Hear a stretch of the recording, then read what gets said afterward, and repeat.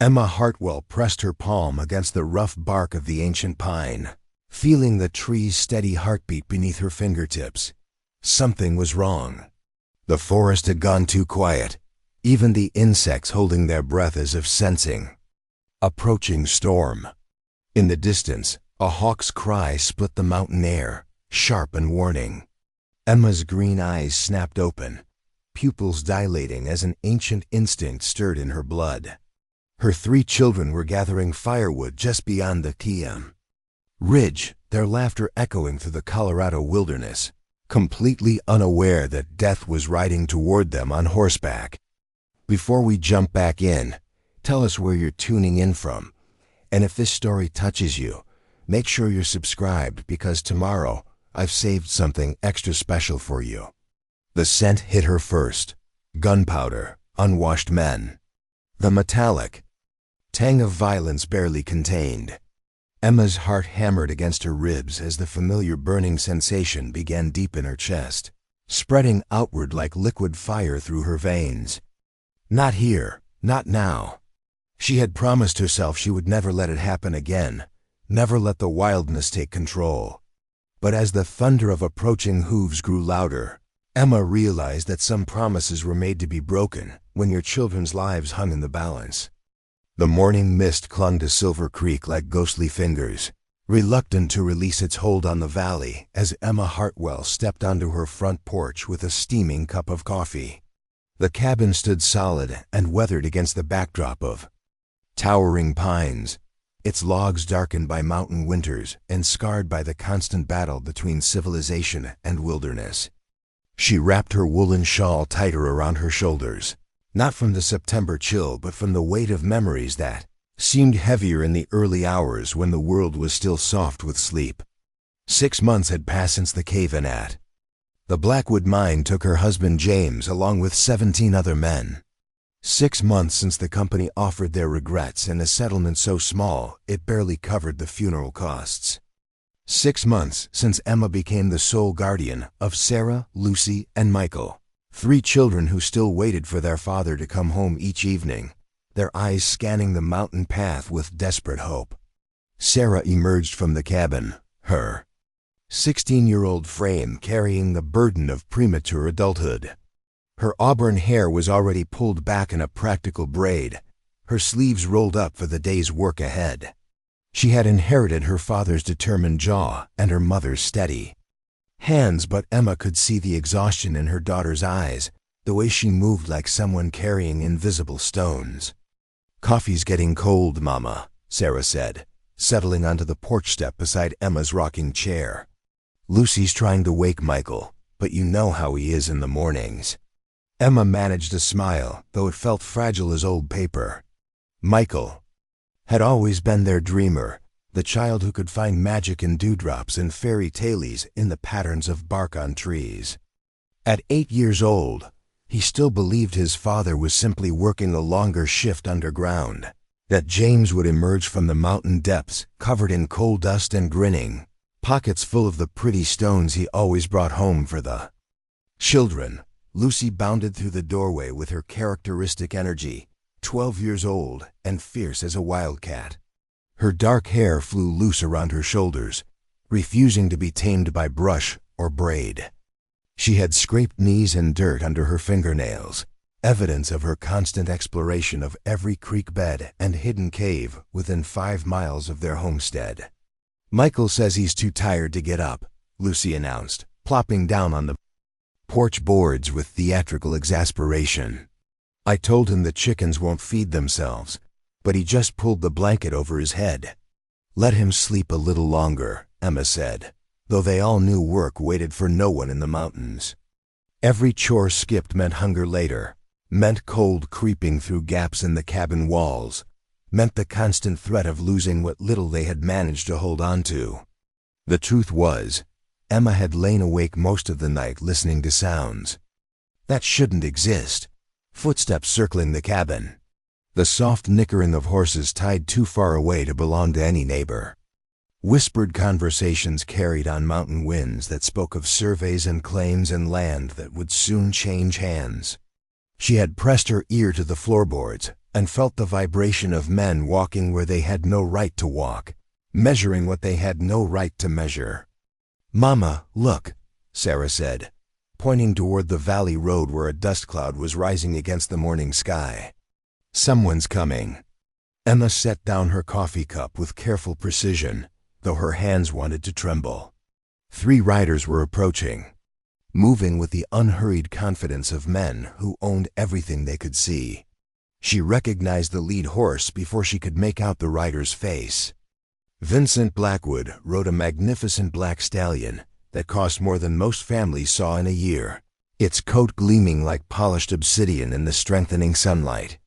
"Girls, go inside and wake your brother," Emma said, her voice carrying an undertone that made both daughters straighten their spines. "Get him dressed and ready for the day." "But Mama," Lucy started to protest. "Now," Emma said, and something in her tone made the girls move without another word. Vincent Blackwood dismounted with practiced grace, his expensive boots hitting the ground with authority. He was a man in his 50s, silver-haired and distinguished, wearing a coat that probably cost more than Emma's entire wardrobe. His companions remained mounted, hands resting casually near their sidearms in a gesture that managed to seem both relaxed and threatening. "Mrs. Hartwell," Blackwood said, removing his hat with exaggerated courtesy, "I hope you'll forgive the early intrusion. I have some business to discuss with you, and I find these mountain mornings so conducive to clear thinking." Emma remained seated in her rocking chair, refusing to give him the advantage of looking up at him. "Mr. Blackwood, I wasn't expecting company." "No, I imagine not." His smile was all politeness and sharp edges. "I've come to make you an offer, Mrs. Hartwell, a generous offer for your property here. This land isn't for sale." Blackwood's smile never wavered, but something cold flickered behind his eyes. "Everything is for sale, Mrs. Hartwell. It's simply a matter of finding the right price. You're a widow now, alone with 3 children to raise. This mountain life is hard enough for a man with a full crew. For a woman—" He spread his hands as if the conclusion was obvious. "I manage just fine. Do you?" Blackwood glanced around the homestead, taking in the sagging fence, posts, the chicken coop that needed new wire, the woodpile that was already running low with winter still months away. "I've had surveyors up here, Mrs. Hartwell. This land sits right on top of one of the richest silver veins in the territory. You're sitting on a fortune and don't even know it." Emma felt that familiar burning sensation beginning deep in her chest, the wild thing that lived inside her stirring to life. Her grandmother had warned her about this feeling, had taught her to breathe through it and push it down before it could take control. But her grandmother had never faced Vincent Blackwood on a September morning when her children's future hung in the balance.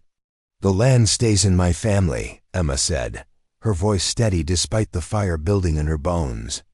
"Your family." Blackwood's tone turned patronizing. "Preparing and narrating this story took us a lot of time, so if you are enjoying it, subscribe to our channel. It means a lot to us. Now back to the story. Mrs. Hartwell, your husband worked for me. He died in my mine. I understand your attachment to this place, but sentiment doesn't put food on the table. I'm offering you enough money to relocate somewhere civilized, somewhere your children can have proper schooling and opportunities. And you get the silver." "I get the silver," he agreed without shame. "Business is business, Mrs. Hartwell. I'm not a charity, but I am a fair man. $5,000 for everything. The cabin, the land, the mineral rights. It's more than generous." Emma knew the land was worth 10 times that amount, probably more if the silver vein was as rich as he claimed. But she also knew that Blackwood held all the cards. He owned the mine where most of the valley's men worked. He controlled the supply routes that brought goods to Copper Ridge.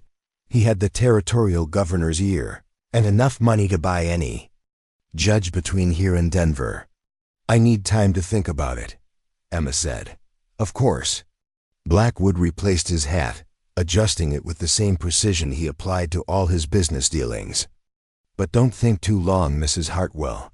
Winter comes early in these mountains, and it can be particularly harsh for those who aren't properly prepared.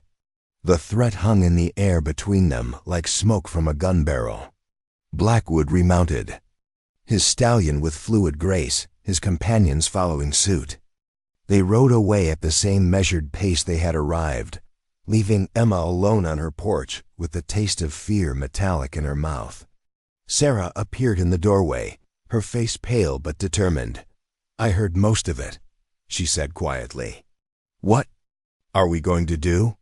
Emma stood slowly, feeling every one of her 35 years in her bones.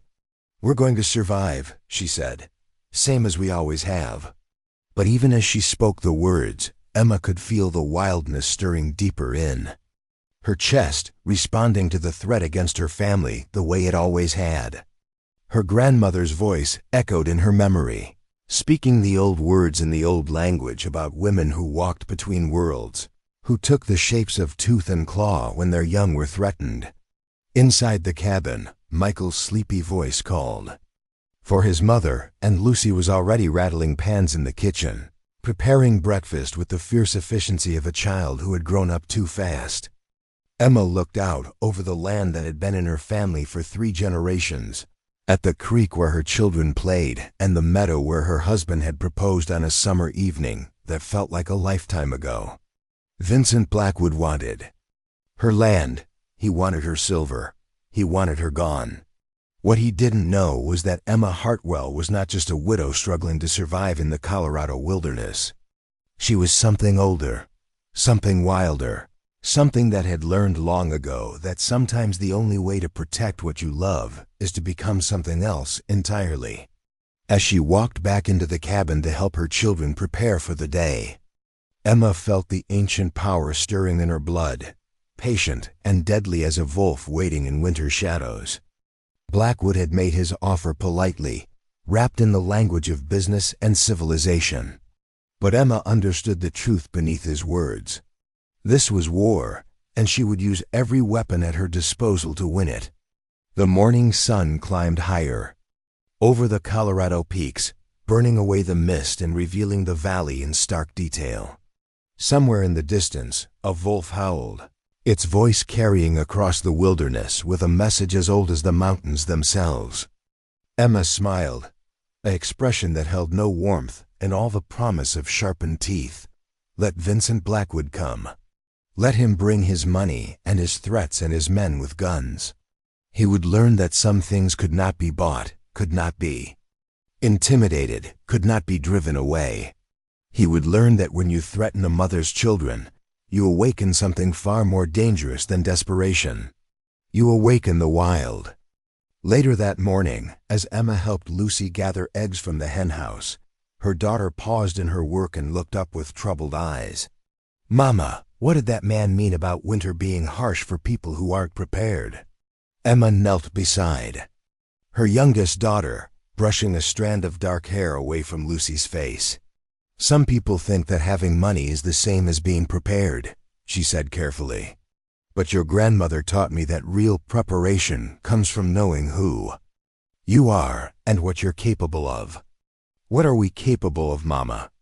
Emma's hand stilled for a moment, remembering nights when her grandmother had taken her deep into the forest, teaching her the old ways, showing her how to let go of human form and embrace something more primal. "More than people think, little wolf," she said quietly. "Much more than people think." Lucy giggled at the nickname, unaware of how accurate it was. Emma had been calling her children by animal names since they were babies, never explaining the deeper meaning behind the endearments.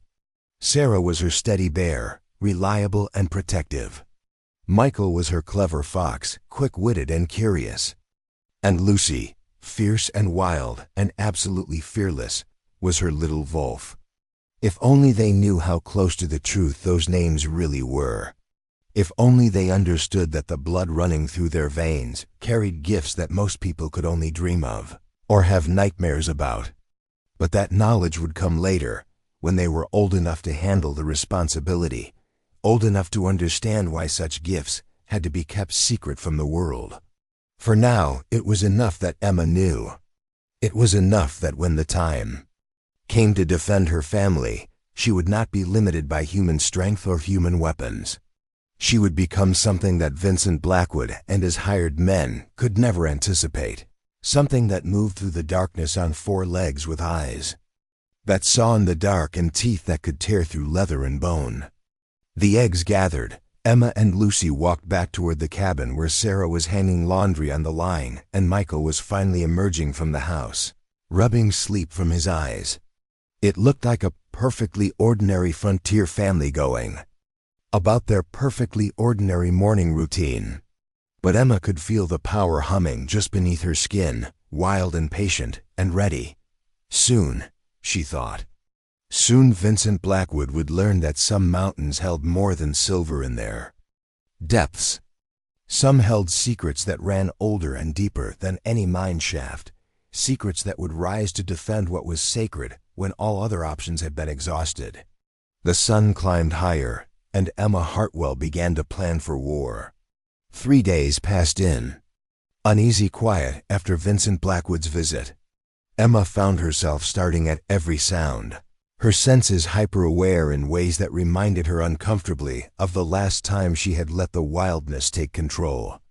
The children sensed her tension, moving through their daily chores with unusual silence, casting worried glances her way when they thought she wasn't looking. Sarah had taken to sleeping with a kitchen knife under her pillow. Lucy spent hours on the ridge overlooking the valley road, watching for riders with the intensity of a hawk studying prey.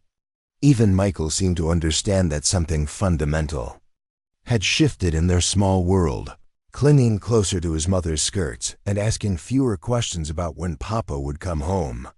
Emma stood at the kitchen window, watching her children work in the garden, when she made the decision that would change everything. Her grandmother's voice whispered in her memory about the old ways, about how their kind had survived centuries of persecution by hiding in plain sight, by accepting help from those who offered it, while never fully trusting anyone outside the bloodline. The advertisement had arrived in yesterday's mail, forwarded from the territorial office in Denver. 3 men seeking honest work and a place to settle, willing to help a widow in exchange for room and board. It was a common enough arrangement in the frontier territories, where single women often took in drifters and seasonal workers to help maintain their properties. What made this particular offer unusual was the formal tone of the letter and the quality of the paper it was written on. Emma spread the correspondence across the kitchen table, studying each word with the careful attention of someone who had learned that survival often depended on reading between the lines. Thomas Mitchell wrote with an educated hand, claiming experience in both farming and livestock management. Frank Graves described himself as a man skilled in carpentry and general repairs, available for immediate employment. Samuel Reed's letter was the shortest and most direct, simply stating that he was a reliable worker seeking honest employment in exchange for fair treatment. The rational part of Emma's mind recoiled from the idea of bringing strangers into their home. She had spent months building walls around her family, creating routines and defenses that kept them safe and hidden. Opening their door to unknown men felt like inviting wolves into the henhouse, especially when she was the wolf they might fear most if they knew the truth. But desperation had a way of making impossible choices seem reasonable. The cabin's roof needed repairs before winter, work that required more strength than she and Sarah could manage alone. The fence line was falling down in 3 places, leaving their small herd of cattle vulnerable to predators and rustlers. Most importantly, Vincent Blackwood had made it clear that he would not simply wait for her to accept his offer. He would find ways to pressure her, to make life so difficult that selling would seem like the only option. Having men on the property, even strangers, might discourage Blackwood from taking more direct action. It would also provide the children with a sense of security, the feeling that they were not completely alone against whatever forces were gathering against them. Emma could protect her family with tooth and claw if necessary, But she could not be everywhere at once, could not watch all approaches to their homestead, while also maintain the pretense of being an ordinary widow struggling to survive. She folded the letters carefully and placed them in her apron pocket. Tomorrow she would ride into Copper Ridge and send telegrams to Denver, inviting these 3 strangers to her mountain sanctuary. It was a gamble that could destroy them all, but the alternative was slow strangulation by Blackwood's economic pressure, followed by inevitable defeat. The decision made, Emma felt some of the tension leave her shoulders. She had learned long ago that the worst part of any crisis was the uncertainty, the endless weighing of options that led nowhere. Action, even dangerous action, was preferable to paralysis. That evening, she gathered her children around the kitchen table after supper, their faces illuminated by the warm glow of kerosene lamps. Outside, the September wind rattled the windows with increasing intensity, carrying the promise of early frost.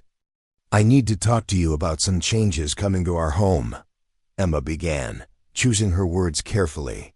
"I've decided to hire some men to help us with the work around here." Sarah's fork clattered against her plate. "Strangers?" "Mama, we don't know anything about them. We know they're willing to work for honest wages," Emma replied. "And we know we need help if we're going to keep this place." Lucy leaned forward, her dark eyes bright with curiosity. "What kind of men are they? Cowboys? Miners? Do they know about Indians?" "They're just workers, Lucy. Men looking for employment and a place to stay." Emma reached across the table to squeeze her daughter's hand. "But I need you all to understand something important. These men will be guests in our home, but they are not family. We will be polite and respectful, but we will also be careful." Michael looked up from where he had been pushing beans around his plate. "Will they sleep in Papa's room?" The question hit Emma like a physical blow, though she managed to keep her expression neutral. James's room had remained exactly as he left it, his clothes still hanging in the wardrobe, his boots still waiting by the door. The children often went there when they missed him most, sitting on the bed and holding his pillow to breathe in the fading scent of tobacco and pine sap. "No, sweetheart," Emma said gently. "They'll sleep in the barn. I'm going to fix up the loft with proper beds and a stove for warmth." Relief flooded Michael's small face, and Emma realized how much the boy had been dreading the thought of strangers occupying his father's space. She made a mental note to have a longer conversation with him about the arrangements, to make sure he understood that hiring workers did not mean replacing his father. "When are they coming?" Sarah asked, and Emma heard the resignation in her daughter's voice. At 16, Sarah understood better than the younger children how precarious their situation had become. "Within the week, I expect." Emma stood and began clearing the dishes, needing the familiar routine to calm her nerves. "In the meantime, we need to prepare the barn and make sure we have enough supplies to feed 3 additional people." The next few days passed in a blur of preparation. Emma and Sarah worked together to clean out the barn loft, installing a second-hand wood stove and building simple bed frames from lumber salvaged from an old shed. Lucy and Michael helped by carrying supplies and staying out of the way, though Lucy's enthusiasm for the project far exceeded her brother's cautious interest. Emma found herself studying her children with new eyes during these preparations, noting skills and strengths she had not fully appreciated before.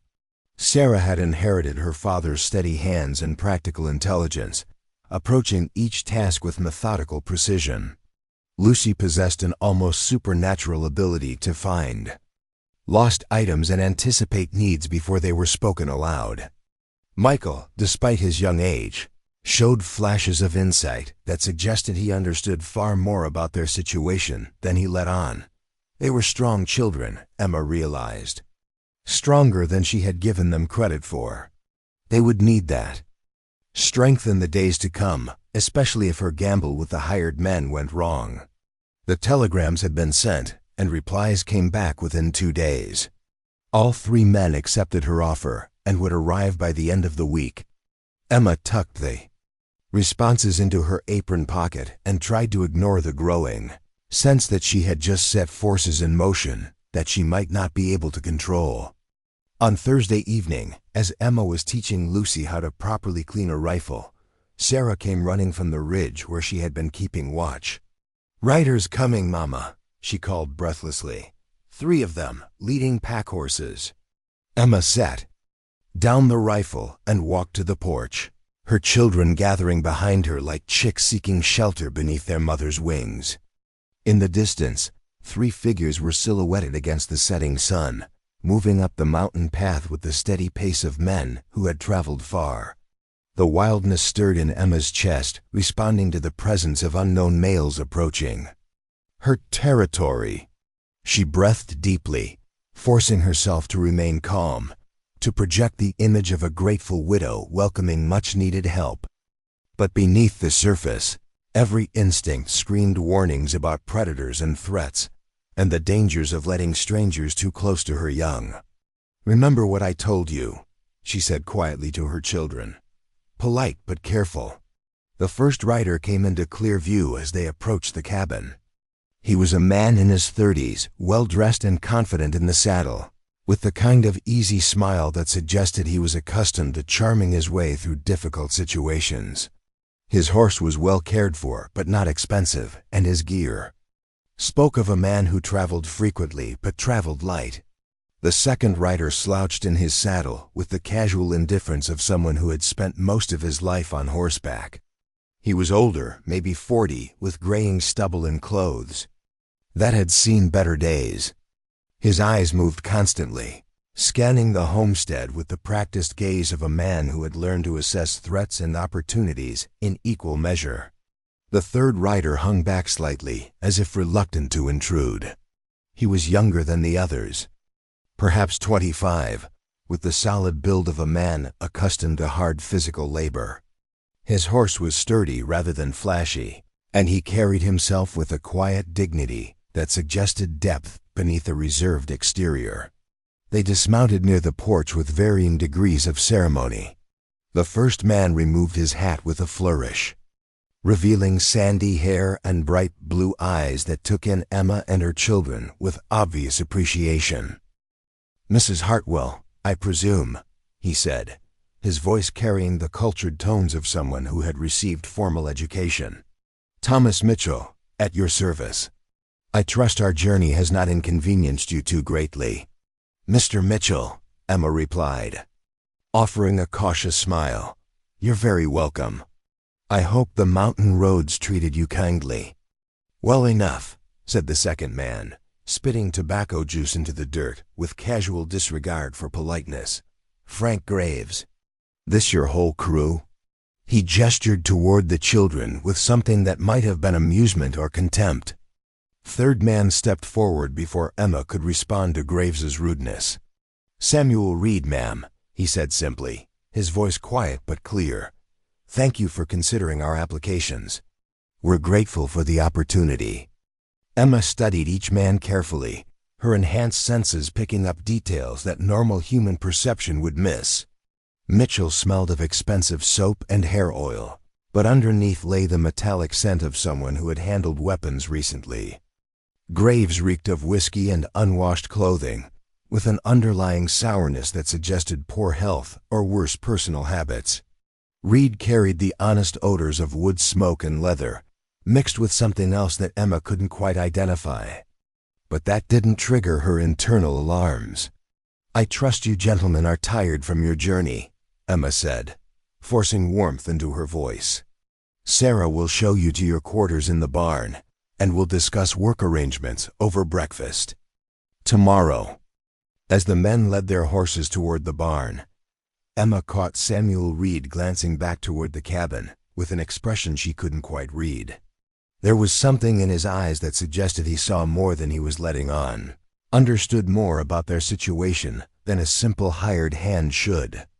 That night, after the children were asleep and the men were settled in the barn, Emma sat by her bedroom window staring out at the moonlit yard. The wildness stirred restlessly in her chest, responding to the presence of potential threats. close to her den. Every fiber of her being wanted to shift, to prowl the perimeter in wolf form and assess these strangers with senses far keener than human perception allowed. But she held back, forcing herself to remain in human shape. Tomorrow would bring new challenges and new tests of her ability to balance protection with concealment. For tonight, it was enough to listen to the night sounds and trust that her children were safe behind locked doors. In the barn, she could hear the low murmur of male voices, too distant to make out words, but close enough to remind her that her family was no longer alone on the mountain. Whether that was a blessing or a curse remained to be seen. Part 3. Point of no return. The arrangement had been made, and there was no turning back. Emma woke before dawn to find Thomas Mitchell already up and moving around the barn, his voice carrying across the yard as he discussed the day's work with his companions. She dressed quickly and made her way to the kitchen, where Sarah was already preparing breakfast for 7 people instead of 4. "How much food do we have?" Emma asked quietly, taking inventory of their supplies with new urgency. "Enough for maybe 2 weeks if we're careful," Sarah replied, not looking up from the bacon she was frying. After that, they would need to make the arrangement work, or they would face the very real possibility of hunger before winter even arrived.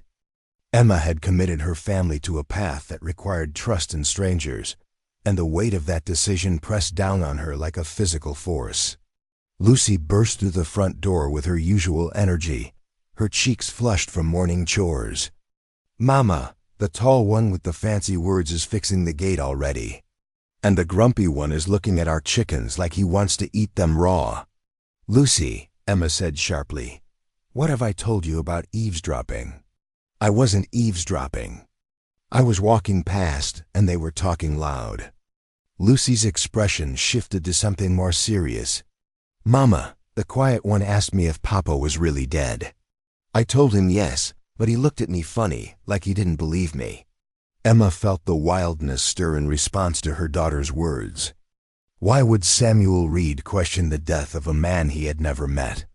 What possible reason could he have for doubting the story that everyone in Copper Ridge knew to be true? "What exactly did he say?"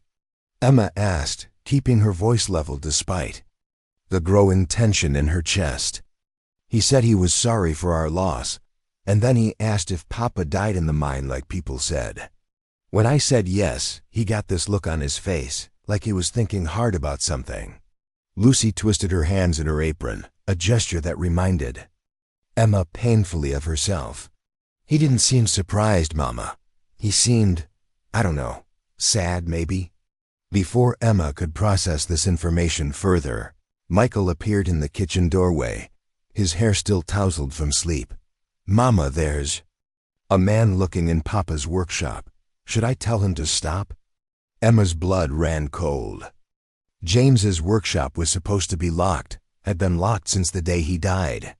She kept the key hidden in her jewelry box, and none of the children knew where it was. The only way someone could be looking inside was if they had forced the lock or found another way in. "Stay here with Sarah," Emma commanded, her voice carrying an authority that made both children step back. "All of you stay in the house until I come back." She strode across the yard with deceptive calm, her senses hyper-alert. The workshop door stood slightly ajar, and she could hear someone moving around inside among her husband's tools and projects. The scent trail led directly to Samuel Reed, confirming Lucy's observation about which man was taking liberties with their property. Emma pushed the door open without knocking, her body tensed for confrontation. Samuel Reed stood at James's workbench, holding a partially finished carving that her husband had been working on in the weeks before his death. It was meant to be a birthday present for Michael, a small wooden fox with delicate details that showed James's skill with fine work. "This door was locked," Emma said, her voice deadly quiet. Samuel looked up, meeting her gaze without flinching. "Yes, ma'am, it was. I picked the lock." The honest admission caught Emma off guard. She had expected denial, excuses, some attempt to justify the invasion of privacy. Instead, Samuel set the carving down carefully and faced her with an expression that held both regret and determination. "Why?" she asked. "Because your husband didn't die in a mine accident," Samuel said simply. "And I needed to see if he left any evidence behind that might help me prove it." Emma felt the world tilt around her, reality shifting in ways that made her question everything she thought she knew. "What are you talking about?" "James died when the North Tunnel collapsed. 17 men were killed." The whole town went to their funerals. 17 men were killed, Samuel agreed. "But not in a mine collapse. They were murdered, Mrs. Hartwell. Shot down in cold blood and buried under tons of rock to hide the evidence." The wildness roared to life in Emma's chest, responding to the threat of exposure, the danger of someone knowing too much about her family's business. Her vision began to shift, colors becoming more vivid, sounds growing sharper. She could smell Samuel's sincerity, could hear the truth in his heartbeat, could sense the absence of deception in his scent. "You're lying," she said, though part of her already knew he wasn't. "I wish I were." Samuel moved slowly, carefully, as if he sensed the danger radiating from the woman in front of him. "My brother was one of those 17 men. Danny Reed. He wrote me letters about what they found in that mine, about the silver deposits that weren't on any official survey. He wrote about how Vincent Blackwood was using forged documents to claim mineral rights that belonged to other people." Emma's hands began to shake, not from fear but from the effort of maintaining human form while rage built inside her like a forest fire. "Why should I believe you?" "Because your husband was asking the same questions my brother was asking. Because they were working together to document what Blackwood was doing. And because 3 days before the supposed accident, Danny wrote me that they had found proof that would bring down the whole operation." Samuel reached into his jacket slowly, producing a letter written in unfamiliar handwriting. "This is the last letter I received from my brother. He mentions James Hartwell by name, says they were planning to take their evidence to the territorial authorities in Denver." Emma took the letter with trembling hands, scanning the cramped handwriting that spoke of corruption and murder and the desperate hope that justice might still be possible. The dates matched what she remembered of James's final weeks, the distraction and worry that she had attributed to concerns about mine safety. "They never made it to Denver," Samuel continued. "Instead, they all died in a convenient accident that destroyed any evidence they might have gathered. Blackwood walked away clean, and the families got settlements that were barely enough to survive on." "Why come here?" Emma asked, her voice hollow. "Why now?" "Because I've spent 6 months gathering evidence, following paper trails, talking to people who might know something. And because I think your husband hid something before he died, something that might prove what really happened." Emma looked around the workshop with new eyes, seeing her husband's tools and projects not as memorials to a lost life, but as potential hiding places for dangerous secrets. James had been a careful man, methodical in his approach to everything from carving to mining to protecting his family. If he had discovered something that threatened Vincent Blackwood's empire, he would have made sure to preserve that knowledge somehow. "What makes you think he hid anything here?" she asked. "Because he was too smart to carry sensitive documents into the mine and too careful to leave them where Blackwood's men might find them during a search. This workshop is private, secure, and close enough to the house that he could access it without attracting attention." Emma felt the truth of Samuel's words settling into her bones like lead weight. Her husband had died not in an accident, but as a victim of murder, killed for trying to expose corruption that reached to the highest levels of territorial government. The settlement money she had received was blood money, payment for her silence and complicity in covering up a crime. The wildness raged inside her, demanding transformation, demanding that she hunt down Vincent Blackwood and tear out his throat with her own teeth. But the rational part of her mind held firm, recognizing that revenge would have to wait until she understood the full scope of what they were facing. "If you're right," she said slowly, "then my family is in more danger than—" I realized. Blackwood didn't just want our land for the silver. He wanted to make sure we never found out what James discovered. "That's why I'm here," Samuel said. "Not just to find evidence, but to protect you and your children from the people who killed your husband." Emma studied his face, searching for any sign of deception or hidden agenda. Her enhanced senses detected none of the markers that would indicate lying or manipulation. Samuel Reed smelled of honest sweat and determination, tinged with the kind of grief that came from losing someone important. "The other two men," she said, "Mitchell and Graves. Do they know why you're really here?" "They know I'm looking for information about my brother's death. They don't know about the evidence or what James might have hidden. I told them I was just another drifter looking for work." "And are they? Just drifters looking for work?" Samuel hesitated, and Emma caught the scent of uncertainty mixed with concern. "I think Mitchell might be more than he appears. He asks too many questions, knows too much about mining operations for someone who claims to be a general laborer. Graves is exactly what he seems, a man who drinks too much and works too little, but he's harmless as long as he's getting paid."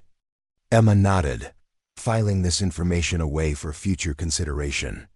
The situation had become far more complex than she had anticipated when she decided to hire help. Instead of simple workers, she had invited a man seeking justice, a possible spy, and a drunk into her home.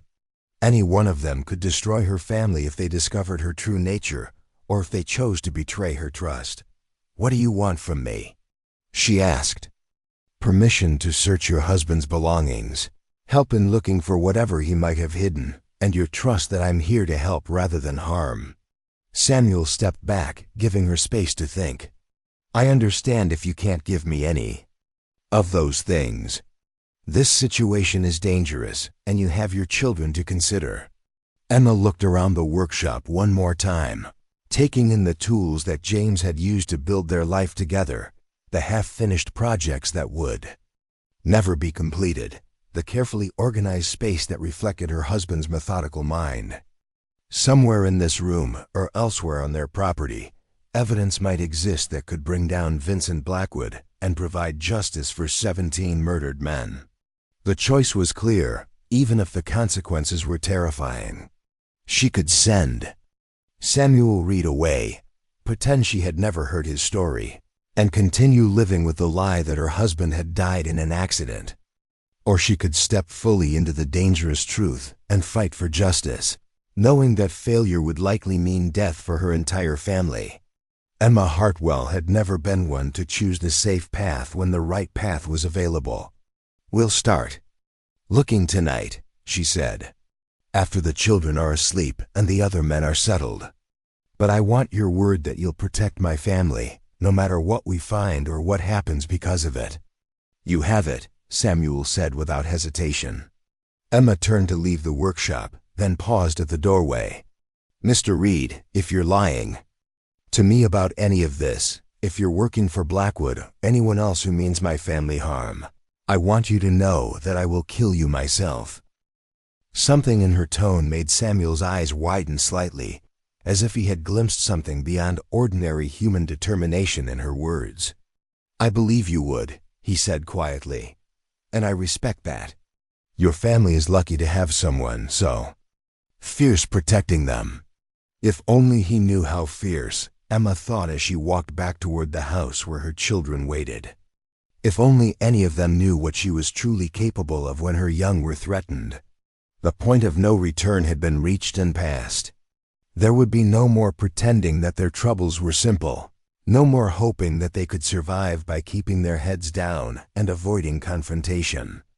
The truth had found them, and now they would have to face whatever consequences came from seeking justice in a world where the powerful wrote the rules.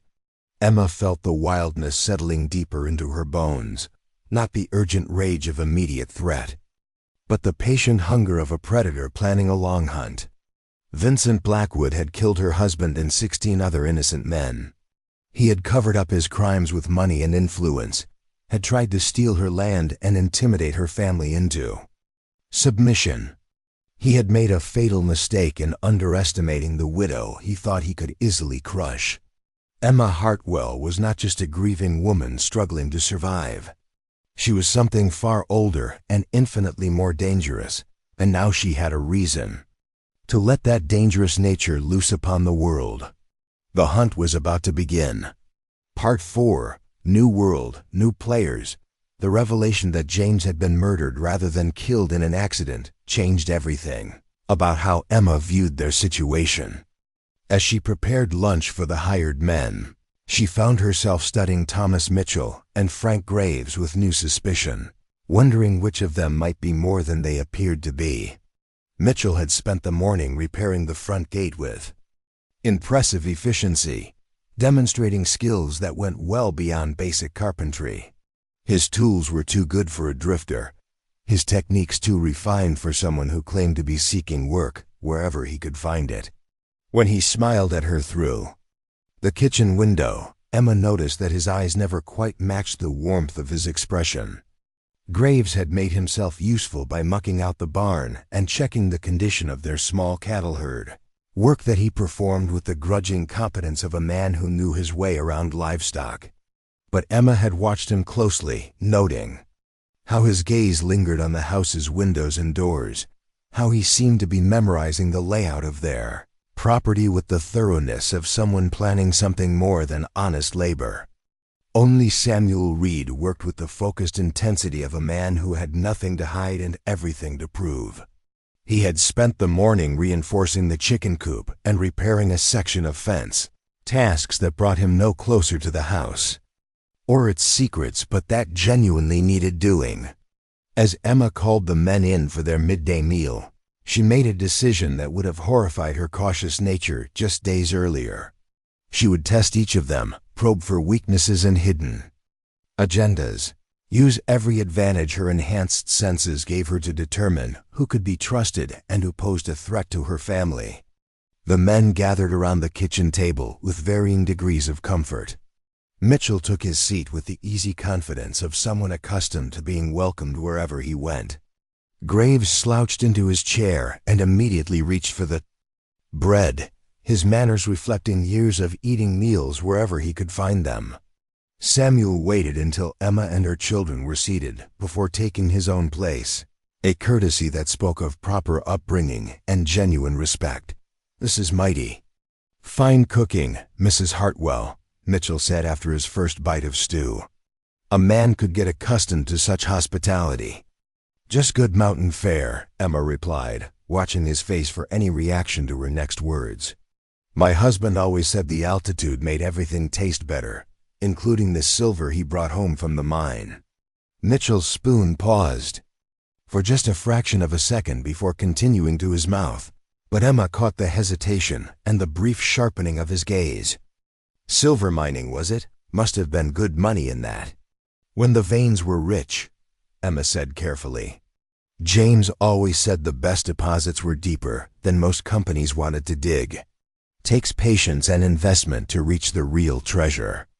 This time Mitchell's reaction was more pronounced, his eyes flicking toward the window that faced the mine workings in the distance. "I've heard Vincent Blackwood's operation is quite extensive. Must employ most of the men in the valley." "Most of them," Emma agreed. "Including my husband, until the accident that killed him and 16 others." The silence that followed her words was heavy with unspoken tension. Graves continued eating with apparent indifference, but Emma could smell the sudden spike of alertness in his scent. Samuel kept his eyes on his plate, but his jaw tightened in a way that suggested he was fighting to control his emotions. "Terrible tragedy," Mitchell said with practiced sympathy. "Mining is dangerous work. Cave-ins happen more often than people like to admit." "So they tell me," Emma replied, her tone neutral despite the rage building in her chest. "Though it's strange how the accident happened just when James was talking about taking some concerns to the territorial authorities in Denver." This time, Mitchell's reaction was unmistakable. His hand tightened on his spoon, and something cold flickered behind his charming smile. "What kind of concerns?" Emma pretended not to notice his increased interest. "Oh, just things about mine safety, proper documentation of claims, that sort of thing. James was always worried about corners being cut that might put men at risk." "Smart man," Graves said unexpectedly, speaking around a mouthful of bread. "Too bad being smart don't always keep a fellow alive." The comment hung in the air like smoke, and Emma realized that Frank Graves might understand more about their situation than his drunken exterior suggested. She filed this observation away for later consideration while maintaining her facade of innocent conversation. "Well," she said, rising to clear the dishes, "we can't change what's past. We can only work toward a better future." After lunch, the men returned to their various tasks while Emma and her children continued their own work around the homestead. But Emma's mind was no longer focused on mundane chores. The brief conversation over lunch had confirmed her suspicions about Thomas Mitchell, while raising new questions about Frank Graves's true nature. As afternoon shadows began to lengthen, Emma found an excuse to walk past the area where Mitchell was working. He had moved from the gate to the barn, ostensibly checking the building's structural integrity. But Emma noticed that his attention seemed focused on the loft where the men were sleeping. He was studying the angles and sight lines, with the practiced eye of someone assessing defensive positions. "Finding everything satisfactory, Mr. Mitchell?" Emma asked, approaching with a basket of eggs she had no real need to collect. "The barn's in good shape overall," Mitchell replied, his smile returning as if it had never wavered. "Though I noticed there are some interesting views from the loft windows. A person could see most of the approach roads from up there." "My husband liked to keep watch for predators," Emma said, matching his casual tone while noting the way his eyes sharpened at the mention of surveillance. "Wolves and such. They're a constant threat to livestock in these mountains." "Wolves," Mitchell repeated thoughtfully. "Yes, I imagine they would be. Dangerous creatures, wolves.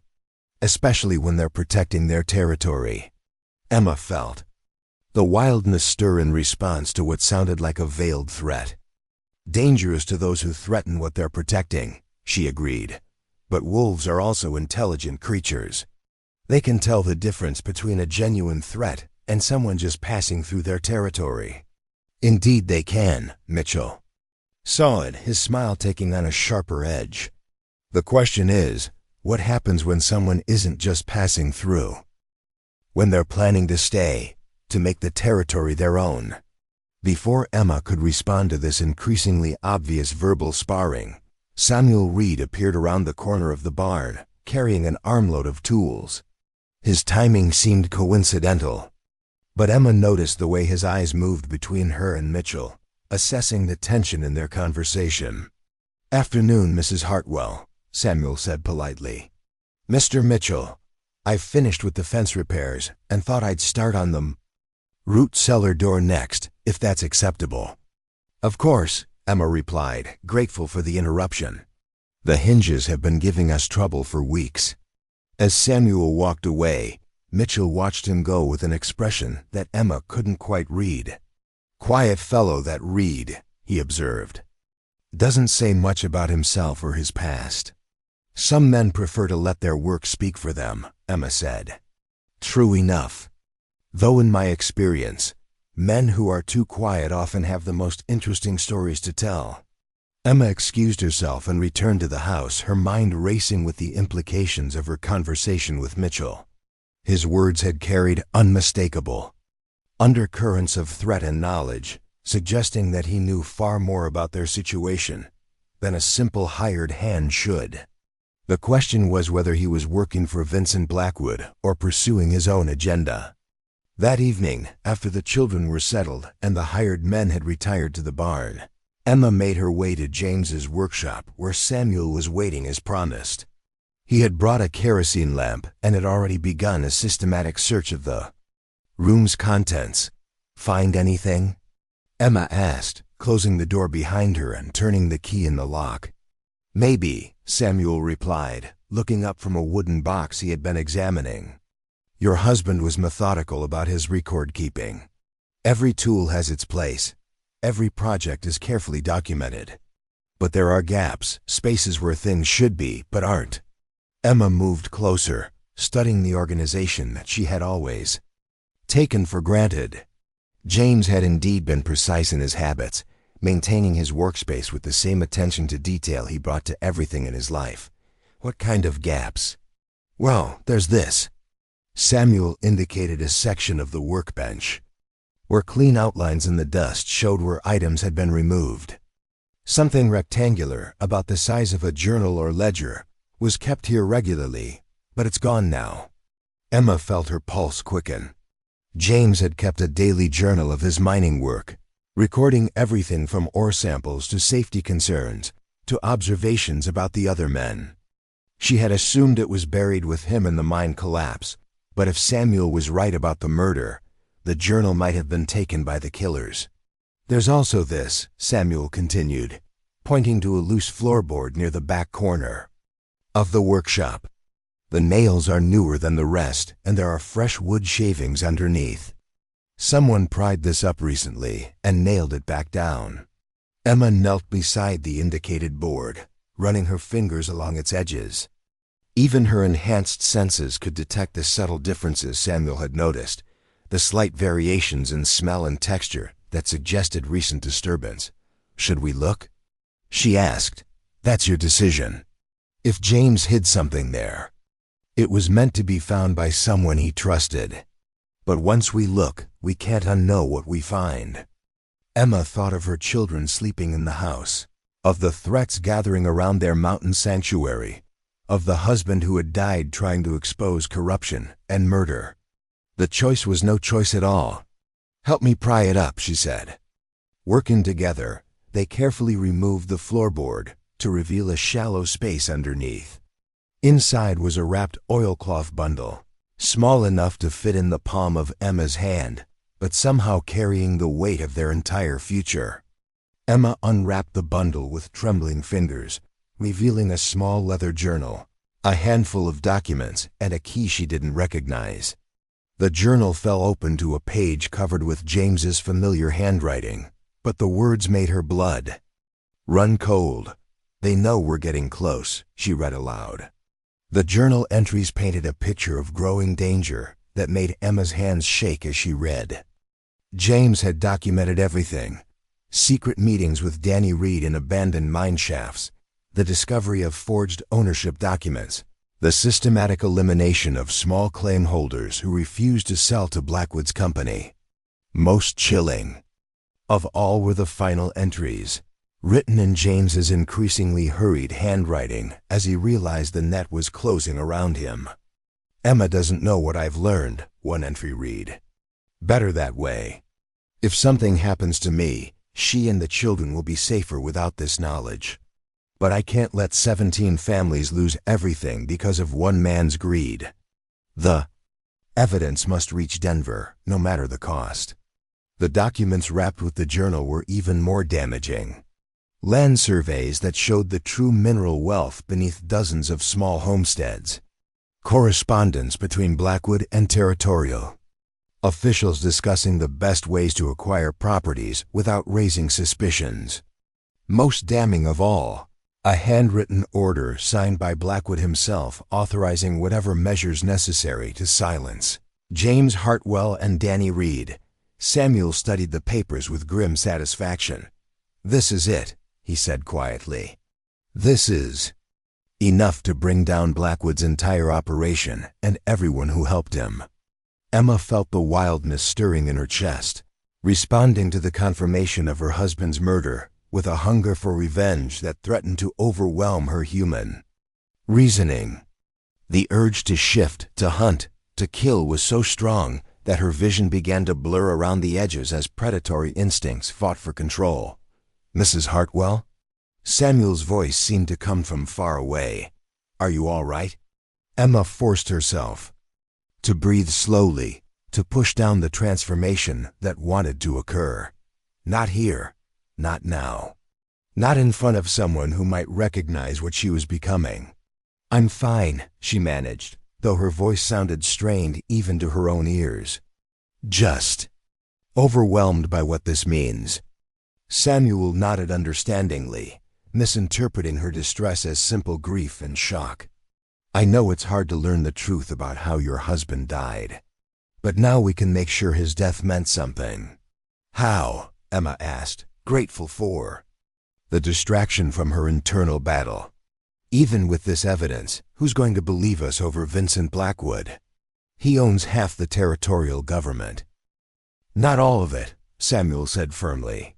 "There are still honest men in Denver, federal marshals who answer to Washington rather than local interests. This evidence will be enough to trigger a federal investigation."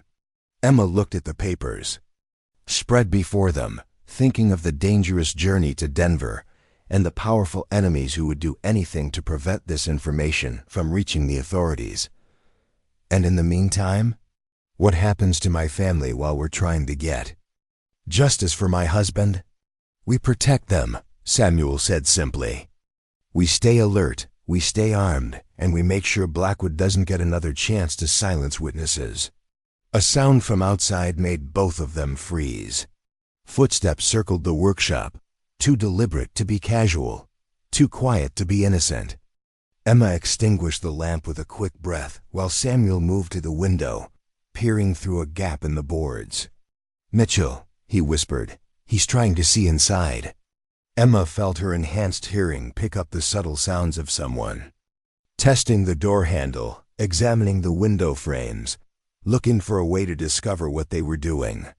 The wildness surged again, recognizing a threat to her den and her young, demanding that she eliminate the danger before it could grow larger.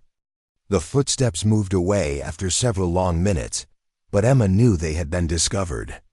Mitchell might not know exactly what they had found, but he would report their late-night meeting to whoever was paying him for information.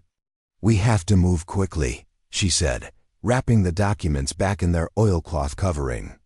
"If Mitchell is working for Blackwood, we may not have much time before they come for us." "Agreed. But we also have to be smart about this. If we run now, we look guilty, and Blackwood's men will hunt us down before we reach Denver. Better to maintain the pretense that everything is normal while we prepare." Emma tucked the evidence bundle inside her dress, feeling its weight against her ribs like a second heartbeat. "What about the key? Any idea what it opens?" Samuel examined the small brass key by lamplight, turning it over in his palm. "Bank deposit box maybe, or a private safe somewhere in town. Your husband was thorough enough to hide this evidence. He might have hidden more. The implications were staggering. If James had secured additional evidence in Copper Ridge, retrieving it would require a trip to town that would expose Emma and her children to additional danger. But if that evidence was crucial to their case, they might have no choice but to risk it. "We'll worry about that tomorrow," Emma decided. "Tonight, we need to make plans for protecting the children if things go wrong." They spent another hour discussing contingency plans and emergency procedures before carefully returning the workshop to its previous appearance. Emma locked the door behind them and made her way back to the house, every shadow seeming to hide potential threats. In her bedroom, she stood at the window watching the barn where the hired men were supposedly sleeping. A faint light glowed in the loft window, and she could see the silhouette of someone moving around inside. Thomas Mitchell was not sleeping peacefully after his night's reconnaissance. Emma undressed and lay down on her bed, but sleep remained elusive. The evidence bundle pressed against her side where she had hidden it beneath the mattress, and her mind raced with plans and fears and the growing certainty that their fragile peace was about to shatter. Near dawn, she finally dozed fitfully, only to be awakened by Lucy shaking her shoulder with urgent insistence. "Mama, wake up! There are riders coming, and they don't look friendly." Emma bolted upright, instantly alert. Through her bedroom window, she could see a dust cloud rising from the valley road, larger than the one that had announced the arrival of their hired men. This looked like a full company of horsemen, riding hard toward their homestead with obvious purpose. "How many?" Emma asked, reaching for her clothes. Sarah counted at least 8, maybe 10. "They're still too far away to see clearly, but they're coming fast." Emma dressed quickly and made her way to the front porch where Sarah was waiting with the family rifle. The older girl's face was pale but determined, and Emma felt a surge of pride at her daughter's courage. "Where are the hired men?" Emma asked. "Samuel is saddling horses in the barn." "Mitchell and Graves disappeared about an hour ago," said they. "We're going to check the fence line, but they took their personal gear with them." Emma felt her suspicions about Mitchell confirmed in the worst possible way. He had used the night to signal Blackwood's forces, and then fled before the attack could begin, abandoning the family he had been hired to protect. "Lucy, get Michael and pack only what we absolutely need," Emma commanded. "Food, warm clothes, ammunition. We may have to run. Where will we go?" Lucy asked, her usual bravado cracking to reveal the frightened child underneath. "The high country," Emma said. "There are caves up there where we can hide until we figure out our next move." As her daughters hurried to prepare, Emma allowed herself a moment to consider the supernatural option that normal families didn't possess. She could shift to wolf form and scout the approaching riders, assess their numbers and intentions with senses far superior to human perception. But doing so would mean leaving her children unprotected, and if she was seen by the wrong person, it would expose a secret that had kept her family safe for years. Samuel appeared from the barn, leading 4 saddled horses, his face grim with determination. "I sent word to Doc Peterson and Martha Collins," he said. "If they can get help from town, it might arrive in time to matter. And if it doesn't, then we fight with what we have and hope it's enough."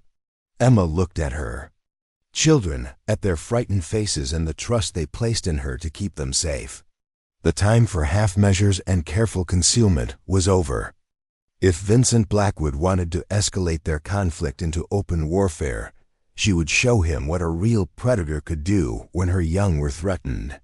"Sarah, take Lucy and Michael to the root cellar," she ordered. "There's a tunnel that leads from there to the creek bed. If shooting starts, you follow that tunnel and keep going until you reach the old mining camp. Wait there for me or Samuel to come get you." "What about you?" Sarah asked. "Samuel and I are going to buy you time to get away safely." Emma touched her eldest daughter's cheek gently. "You're strong enough to take care of your brother and sister. I need you to be brave for them." Sarah nodded, tears threatening but not falling. She gathered Lucy and Michael and led them toward the back of the house while Emma and Samuel took positions on the front porch. The approaching riders were close enough now to count individually, and Emma's enhanced vision picked out details that human eyes shouldn't be able to see at such distance. Vincent Blackwood rode at the head of the group, his expensive clothes and superior attitude unmistakable even from a quarter-mile away. Beside him rode a man Emma didn't recognize, someone with the hard look of a professional gunfighter. The rest of the company appeared to be a mixture of Blackwood's regular employees and hired guns, brought in specifically for this confrontation. 10 men, Samuel said, checking his rifle one final time. "We're outnumbered, but we have better position. And the advantage of fighting for something that matters." Emma nodded, feeling the wildness building in her chest like a gathering storm. She had spent years hiding her true nature, pretending to be an ordinary frontier woman struggling to survive in a harsh world. But Vincent Blackwood had made the fatal mistake of threatening her children, and that was a line that could not be crossed without consequences. "Samuel," she said quietly, "whatever happens in the next few minutes, I need you to promise me something." "What?" "Promise me that you'll protect my children, no matter what you see, no matter what you think you understand about me or my family." Samuel looked at her strangely, perhaps hearing something in her tone that suggested deeper meaning behind the words. "I promise," he said. "But what are you planning to do?" Before Emma could answer, The riders came close enough for normal conversation. Vincent Blackwood raised his hand, signaling his men to halt just beyond rifle range. His voice carried clearly across the morning air when he called out to the house. "Mrs. Hartwell, I believe you have something that belongs to me. I've come to collect it."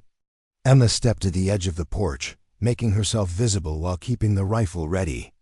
"I don't know what you're talking about, Mr. Blackwood." "I think you do. My associate Mr. Mitchell was quite informative about your late-night activities. It seems you've been harboring stolen property." So Mitchell had been reporting to Blackwood all along, just as Emma had suspected. The knowledge that she had invited a spy into her home filled her with rage that threatened to overwhelm her carefully maintained control. "The only thing I'm harboring is my family," Emma called back. "And they're not for sale at any price." Blackwood's laughter was cold and humorless.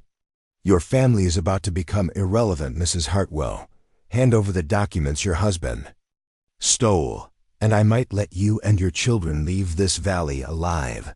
And if I refuse, then you'll join your husband in whatever grave he's rotting in." The casual dismissal of James's life, the threat against her children, the smug certainty that he could take whatever he wanted by force, finally pushed Emma beyond the limits of human restraint. The wildness exploded through her chest like breaking dam, flooding her system with power and fury that had been contained too long. "Samuel," she said, her voice already changing as the transformation began, "get to the root cellar. Protect my children. What about you?" Emma turned to look at him, and Samuel's eyes widened in shock as he saw the changes already beginning in her face. Her pupils had dilated to black pools, her canine teeth were lengthening, and something wild and dangerous looked out through her green eyes. "I'm going to show Mr. Blackwood what happens when someone threatens my pack." Part 4, New World. New players. The revelation, the transformation took Emma like a fever breaking. All heat and power, and the blessed relief of finally letting her true nature free. Her bones stretched and reformed with liquid grace, her muscles shifting to accommodate a new configuration of strength and speed. Thick gray fur sprouted along her lengthening limbs as her human clothes fell away, no longer needed for the work ahead. Samuel Reed stood frozen on the porch, his rifle forgotten in his hands as he watched Emma Hartwell become something out of legend and nightmare. Where a desperate frontier woman had stood moments before, a massive gray wolf now crouched, easily twice the size of any natural predator. Her green eyes remained unchanged, the only recognizably human feature in a form built for hunting and killing. The wolf that had been Emma looked at Samuel once, a gaze that held intelligence and warning in equal measure. Then she bounded from the porch and streaked across the yard toward Vincent Blackwood's mounted company, moving with speed that made her appear as little more than a gray blur against the morning landscape. Blackwood's horse reared in terror as the enormous wolf exploded from the homestead, its animal instincts recognizing the apex predator, even if its rider's human mind struggled to process what it was seeing. The carefully organized attack dissolved into chaos as horses bucked and plunged, throwing riders and scattering in all directions. "What the hell is that thing?" one of the hired guns shouted, fighting to control his panicking mount while reaching for his sidearm. The wolf answered by launching herself at the nearest rider, jaws closing around his arm with bone-crushing force. The man's scream cut through the morning air as he was dragged from his saddle, his rifle clattering uselessly to the ground.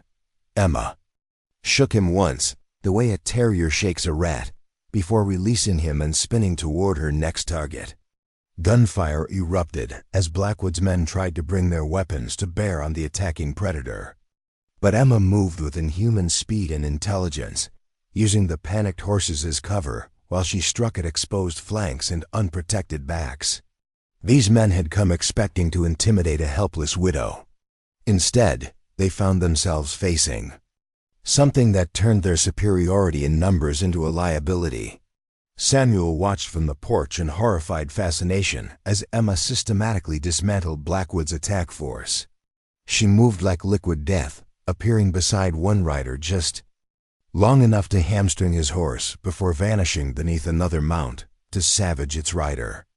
The sounds of battle filled the air, screaming horses, shouting men, the wet crunch of teeth meeting flesh and bone. Vincent Blackwood himself had managed to maintain control of his stallion, though the animal's eyes rolled white with terror, and foam flecked its muzzle. He raised a rifle toward the chaos below, trying to find a clear shot at the wolf without hitting his own men. "It's just an animal," he shouted, though his voice cracked with fear. "Shoot it! Kill it!" But Emma was no ordinary animal. She possessed human intelligence combined with predatory instincts honed by thousands of years of evolution. When she saw Blackwood taking aim, she deliberately positioned herself behind one of his fallen men, using the wounded gunfighter as a shield while she planned her next move. The professional killer that Blackwood had brought along proved more dangerous than his other employees. Unlike them, he kept his head in the chaos, tracking the wolf's movements with calculating precision. When Emma paused for a split second to assess her next target, he put 3 quick shots into the ground at her feet, forcing her to leap aside and exposing her to crossfire from 2 other directions. Emma felt the burn of a bullet creasing her ribs as she twisted away from the coordinated attack. The wound was shallow but painful, a reminder that even her supernatural abilities had limits against determined opponents with modern weapons. Time to change tactics. Instead of continuing her ground assault, Emma bounded toward a rocky outcropping that provided elevation and cover. From there, she could see the entire battlefield and plan a more systematic approach to eliminating her enemies. But as she gained the high ground, she also became more visible to the remaining gunmen. "There!" Blackwood shouted, pointing toward her position. "Concentrate your fire on those rocks." Bullets spanged off stone around Emma's position, sending chips of granite flying like shrapnel. She pressed herself flat against the rocks, feeling the supernatural rage that had fueled her transformation beginning to ebb. The wolf's fury was powerful but exhausting, and she could feel her human consciousness reasserting itself as the immediate threat diminished. Below, Blackwood's force had been reduced by more than half. 3 men lay motionless in the dirt, their blood soaking into the mountain soil. 2 others sat holding wounded limbs, their horses scattered to the winds. That left Blackwood himself, the professional gunfighter, and 2 regular employees who looked ready to flee at the first opportunity. Samuel's voice carried from the porch, steady and determined despite everything he had witnessed. "Blackwood, your men are finished. Ride out now, and maybe you'll live to see another sunrise. This isn't over, Reed." Blackwood called back, though he was already signaling his remaining men to withdraw. "That woman is some kind of monster, and monsters don't deserve to live." Emma felt a chill that had nothing to do with her nakedness or the mountain air. If Blackwood survived this encounter, he would spread word about what he had seen. The secret that her family had guarded for generations would be exposed, bringing a different kind of danger than anything they had faced before. The decision was made before her human mind could second-guess it. Emma gathered herself and leaped from the rocks, landing among Blackwood's retreating men with renewed fury. But this time, her attack was focused and deliberate rather than wild. She went straight for Vincent Blackwood himself, ignoring the others in her determination to silence the greatest threat to her family's future. Blackwood's stallion tried to flee, but Emma was faster. She brought down the expensive horse with surgical precision, sending both animal and rider tumbling to the ground in a tangle of limbs. Before Blackwood could scramble clear, Emma was on him, jaws closing around his throat with enough pressure to paralyze, but not yet kill. The remaining men froze, recognizing that their employer's life hung by the thread of a wolf's restraint.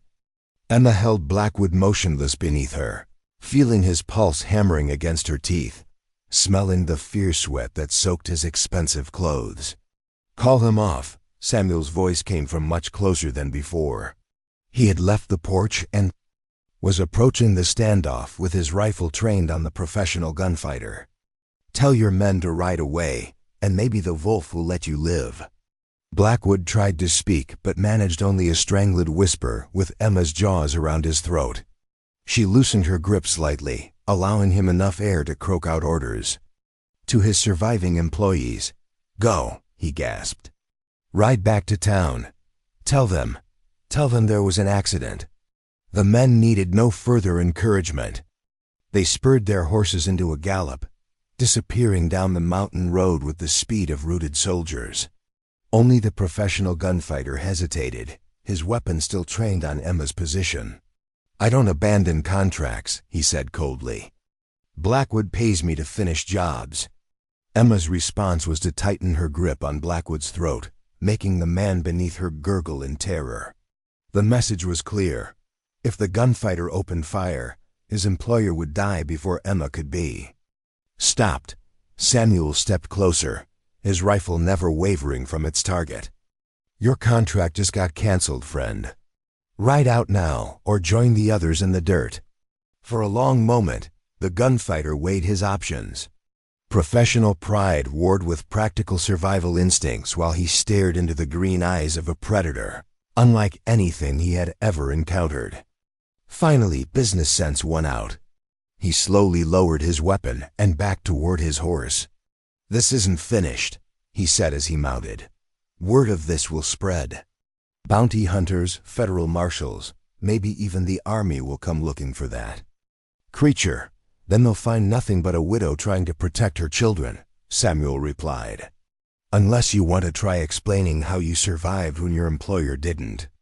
The gunfighter considered this, recognizing the wisdom in Samuel's words.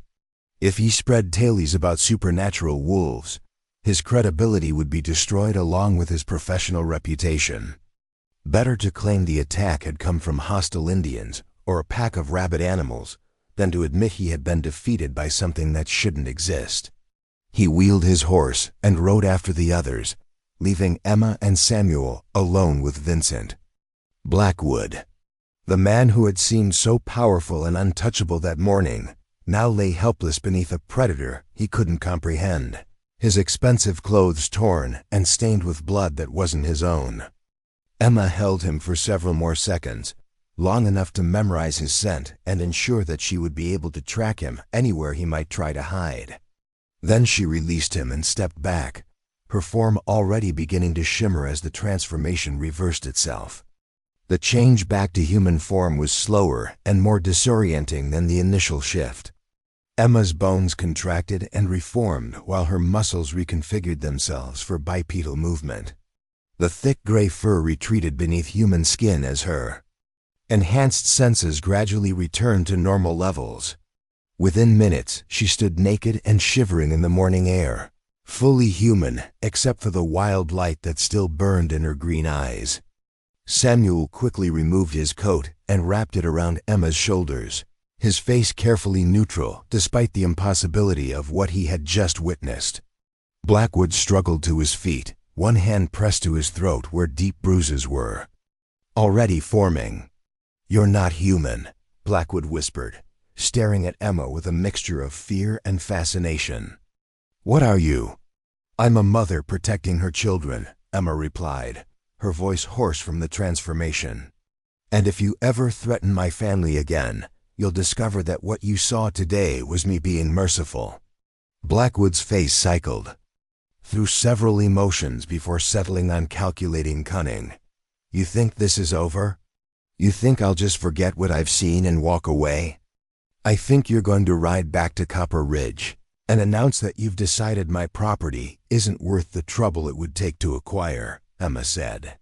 "I think you're going to close down your operation in this valley and move on to easier prey elsewhere. And why would I do that?" Emma stepped closer, and despite being naked and seemingly defenseless, she radiated a menace that made Blackwood instinctively retreat. "Because if you don't, I'll come for you in the dark of the moon when you're sleeping safely in your bed."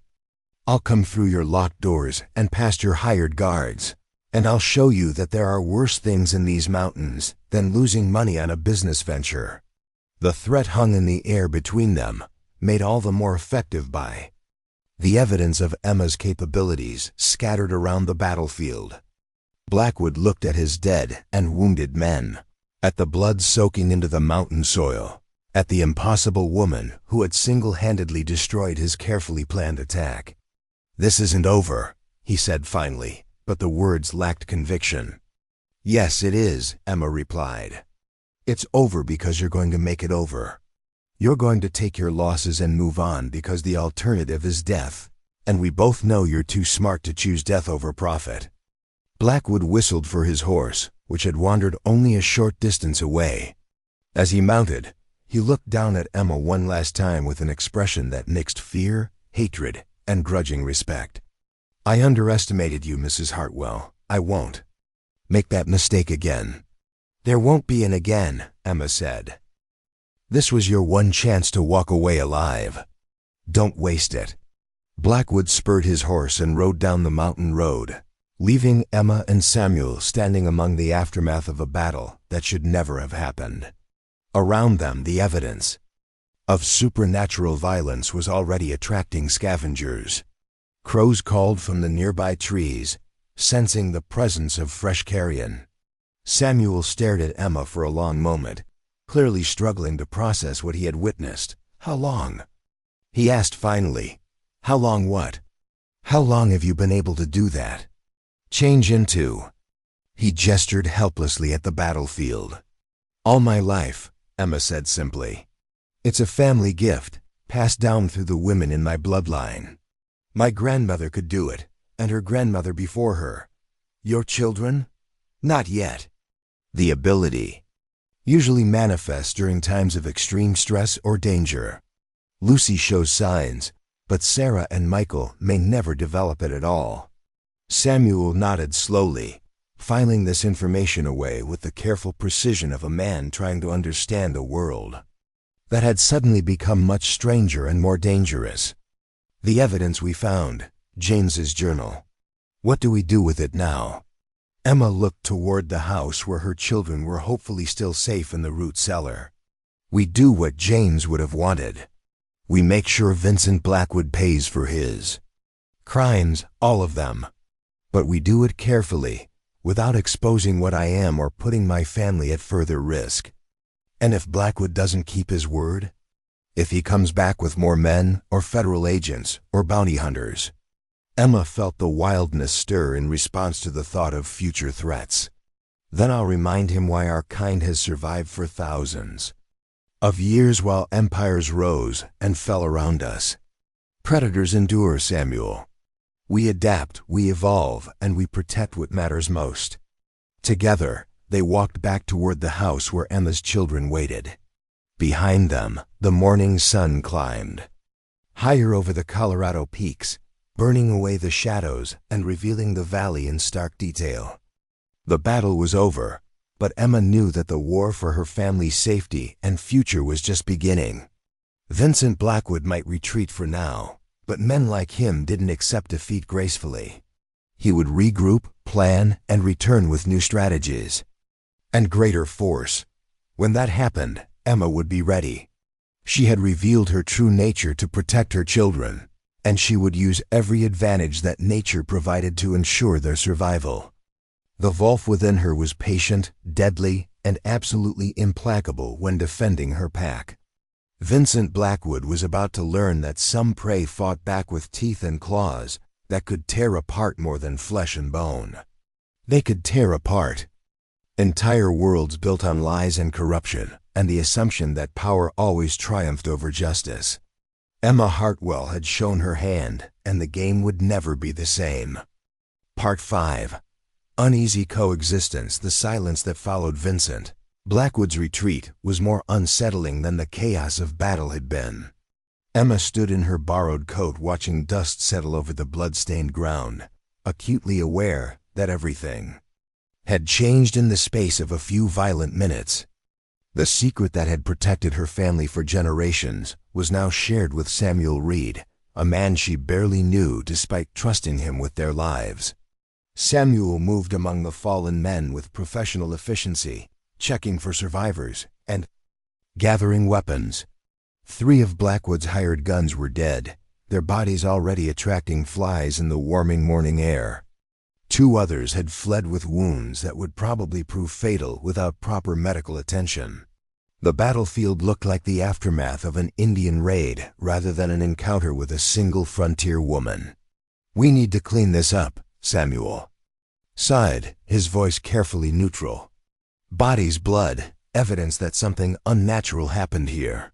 Emma nodded, though part of her wanted to leave the carnage as a warning to anyone else who might threaten her family. "There's a ravine about a mile north where we can dispose of the bodies. The spring runoff will wash away any traces by next season. What about their horses? Personal effects? Men like this don't just disappear without someone asking questions." "Let me worry about that," Emma said. "I know these mountains better than anyone. There are places where even the most determined searchers won't look." As they began the grim work of cleaning up after the battle, Emma's children emerged from their hiding place in the root cellar. Sarah appeared first, rifle in hand and ready for trouble, followed by Lucy and Michael, who stayed close behind their older sister's protective presence. "Mama?"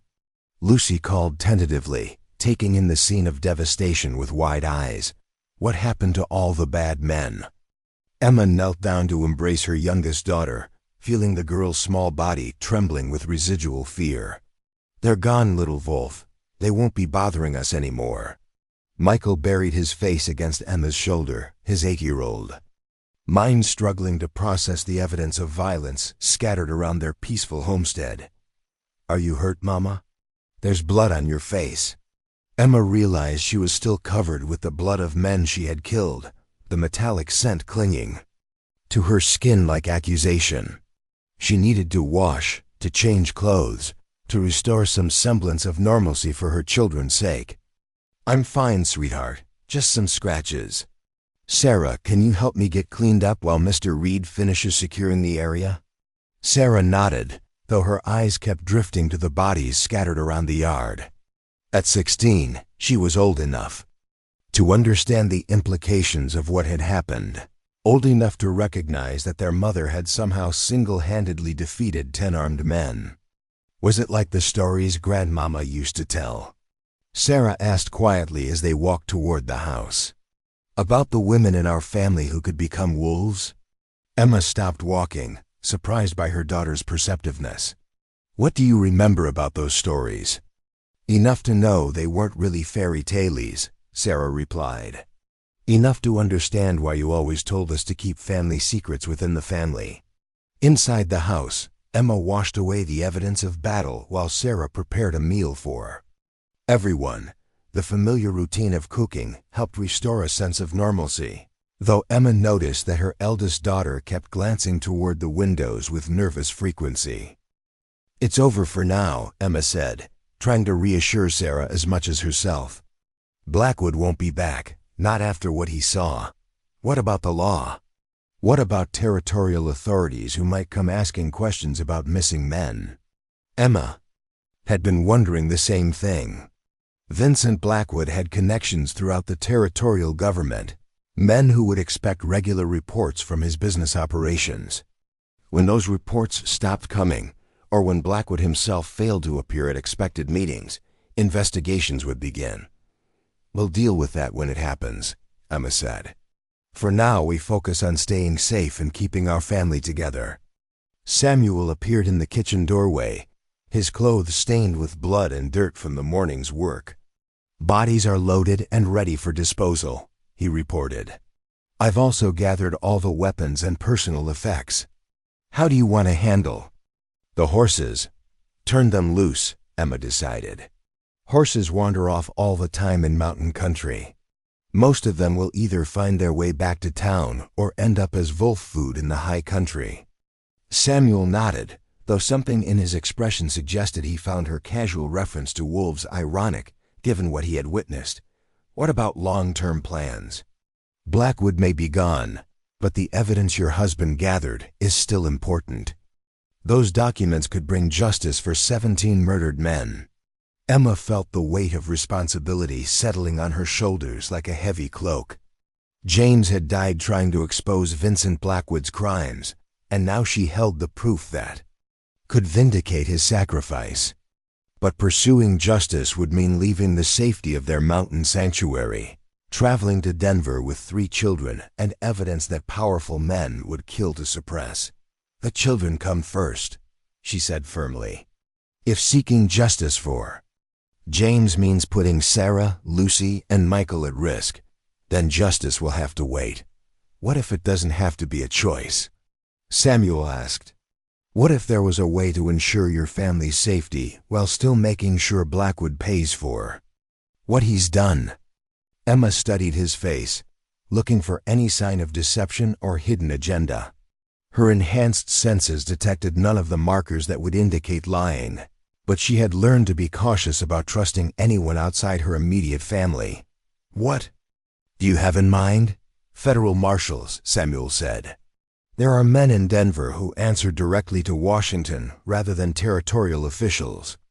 If we can get James's evidence to the right people, they'll handle the investigation without requiring their family to testify or appear as witnesses. And you think these federal marshals can be trusted? More than local authorities, certainly.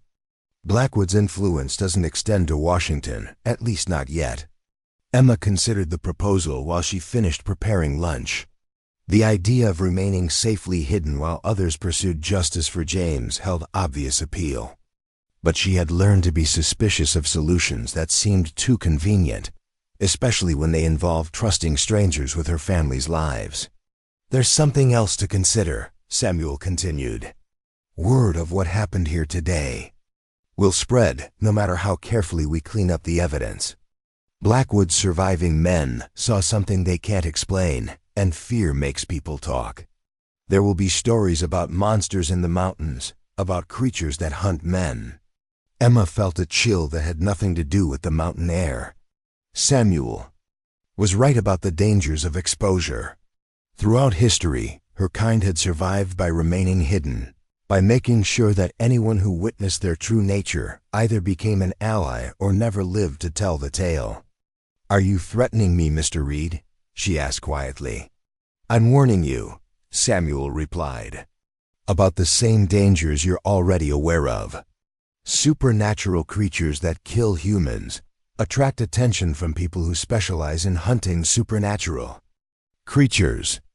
If you want to protect your family's secret, you need to make sure the official story of what happened here today becomes the only story that anyone believes. The implications were staggering. Emma had revealed her nature to protect her children from immediate threat, but in doing so she might have exposed them to even greater long-term danger.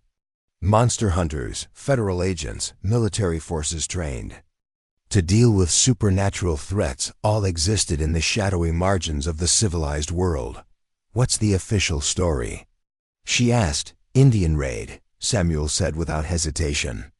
A war party came down from the high country looking for horses and supplies. They attacked Blackwood's men and scattered the survivors before disappearing back into the wilderness.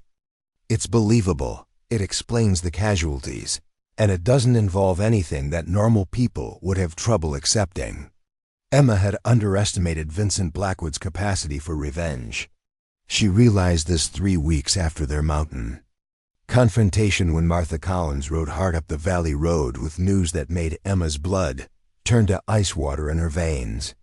Federal marshals, Martha gasped, barely catching her breath as she dismounted near the porch.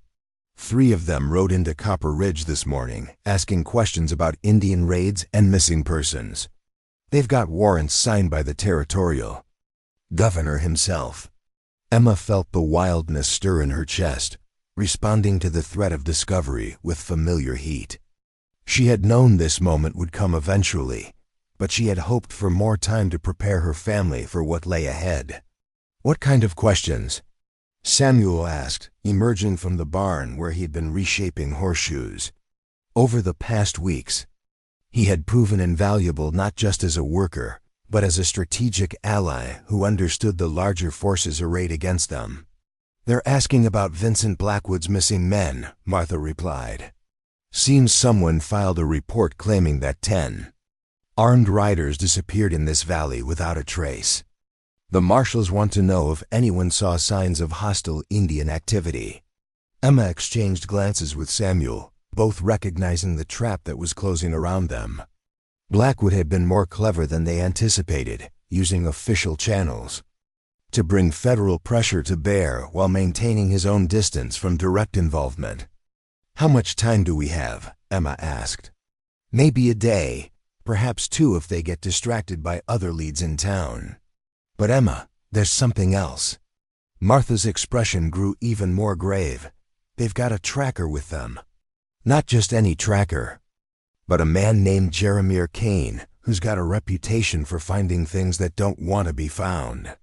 The name hit Emma like a physical blow. She had heard whispers about Jeremiah Kane in the shadowy networks that connected people like her across the frontier territories.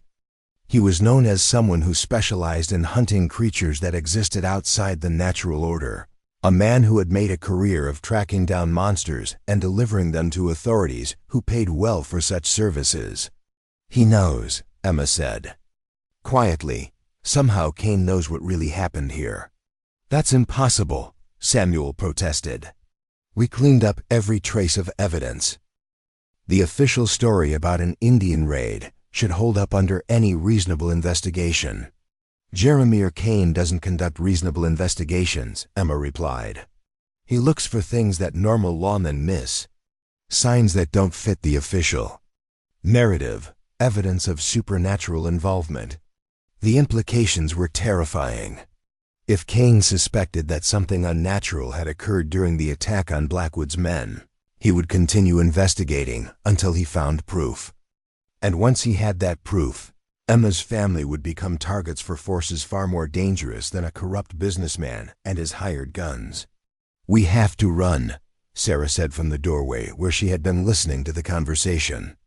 "Pack what we can carry and disappear into the high country before they get here." Emma's first instinct was to agree with her daughter's assessment. Flight had always been the preferred survival strategy for her kind when discovery threatened.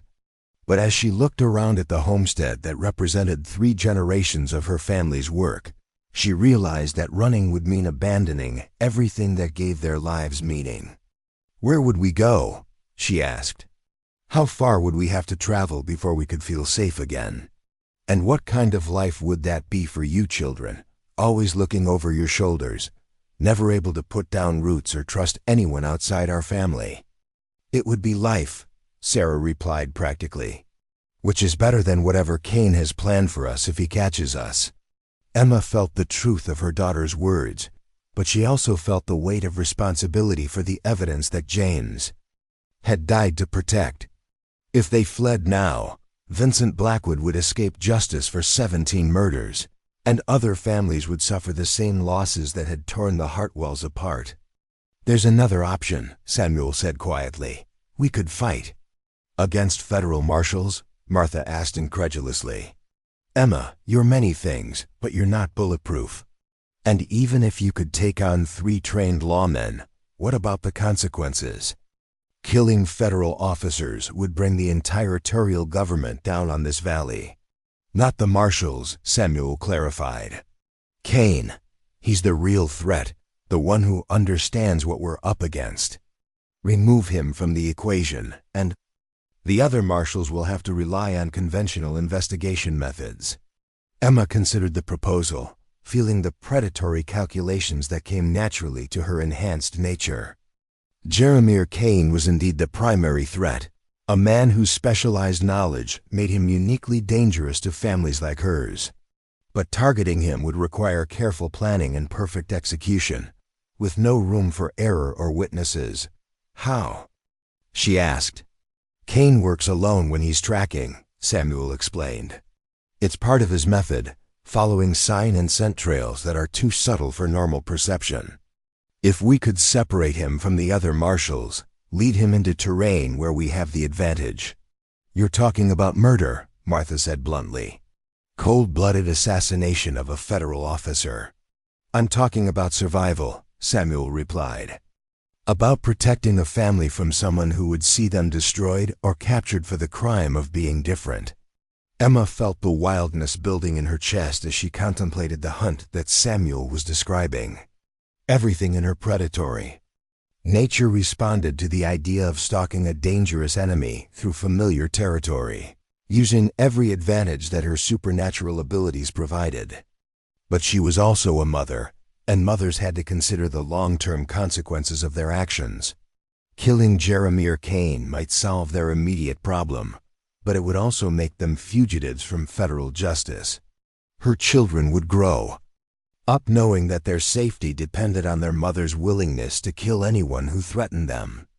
I need to think, Emma said. Martha, can you get word to us if the marshals start moving in this direction? Of course.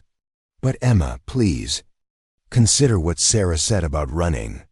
There are places in the Northern Territories where a family could disappear completely, start over with new names and new histories. After Martha rode back toward town, Emma gathered her family in the kitchen for a conversation that she had been dreading since the morning of Blackwood's attack. It was time to tell her children the complete truth about their heritage, about the choices they faced, and about the dangerous world that existed beyond their mountain sanctuary. You all know the stories your grandmother used to tell, Emma began, about the women in our family who could become wolves, who could take animal form to protect the people they loved. Lucy bounced in her chair with excitement. I knew those weren't just fairy tales. I knew there was something special about us. Michael looked confused and slightly frightened. Mama, are you saying you can really turn into a wolf? Yes. Sweetheart, it's a gift that's been passed down through our bloodline for generations. Your great-grandmother could do it, and her mother before her. Sarah leaned forward, her expression serious beyond her 16 years. Is that how you fought? Off all those men who came to hurt us? Emma nodded, watching her children's faces for signs of fear or rejection. Instead, she saw acceptance, curiosity, and a fierce pride that reminded her of her own reaction when her grandmother had first revealed the family secret. Will we be able to do it too? Lucy asked eagerly. Maybe, Emma replied honestly. The ability usually manifests during times of extreme stress or danger. Some members of our family never develop it at all, while others become even more powerful than their parents. What does it feel like? Michael asked, his initial fear giving way to natural curiosity. Emma smiled, remembering her own childhood questions about transformation. It feels like coming home, she said. Like becoming who you were always meant to be. There's strength in the wolf form that human bodies can't match, senses that can track a scent for miles, instincts that know how to hunt and fight and protect. But there's also danger, Samuel added, his voice gentle but serious. People fear what they don't understand, and there are men who make their living hunting creatures like your mother. That's why your family has always kept this secret. Why you can never tell anyone outside your bloodline about what you really are. Emma felt grateful for Samuel's support, for his understanding of the complexities that came with supernatural abilities. Right now, one of those hunters is coming for us, she continued. A man named Jeremiah Kane, who specializes in tracking down families like ours. So we fight him, Lucy declared with typical fierce determination. We protect our home and our family, just like the story said we should. It's not that simple, little wolf, Emma replied. Fighting Kane might protect us in the short term, but it would also make us fugitives. We'd have to leave everything behind and spend the rest of our lives running from the law. Then what do we do? Sarah asked. Emma looked around the kitchen table at her 3 children, seeing strength and courage that made her heart swell with pride. They were so young to be facing such terrible choices, but they were also Hartwells, descendants of women who had survived centuries of persecution. Through intelligence, determination, and the willingness to do whatever was necessary to protect their families. We give them what they're looking for, Emma said finally, but not what they expect to find. Over the next 24 hours, Emma and Samuel worked to prepare a deception that would satisfy Jeremiah Kane's investigation while protecting the family's true secret. They created evidence of an Indian raid that was detailed enough to withstand expert scrutiny, complete with authentic arrowheads and horse tracks that led convincingly toward the northern wilderness. More importantly, they prepared a backup plan that would allow the family to disappear quickly if their deception failed. Supplies were cached in hidden locations throughout the high country. Safe houses were identified among the few trusted. Neighbors who didn't ask too many questions, and escape routes were mapped that would take them beyond the reach of territorial authorities. On the second evening after Martha's warning, riders appeared on the valley road. 3 men approached the homestead with the measured pace of professional lawmen, their badges glinting in the fading sunlight. Emma stood on the porch with her children gathered behind her, projecting the image of a frontier widow cooperating fully with federal investigation. The lead marshal was a man in his 40s with graying hair and the weathered face of someone who had spent most of his life outdoors. He dismounted with the careful movements of someone whose body had endured years of hard riding and harder living.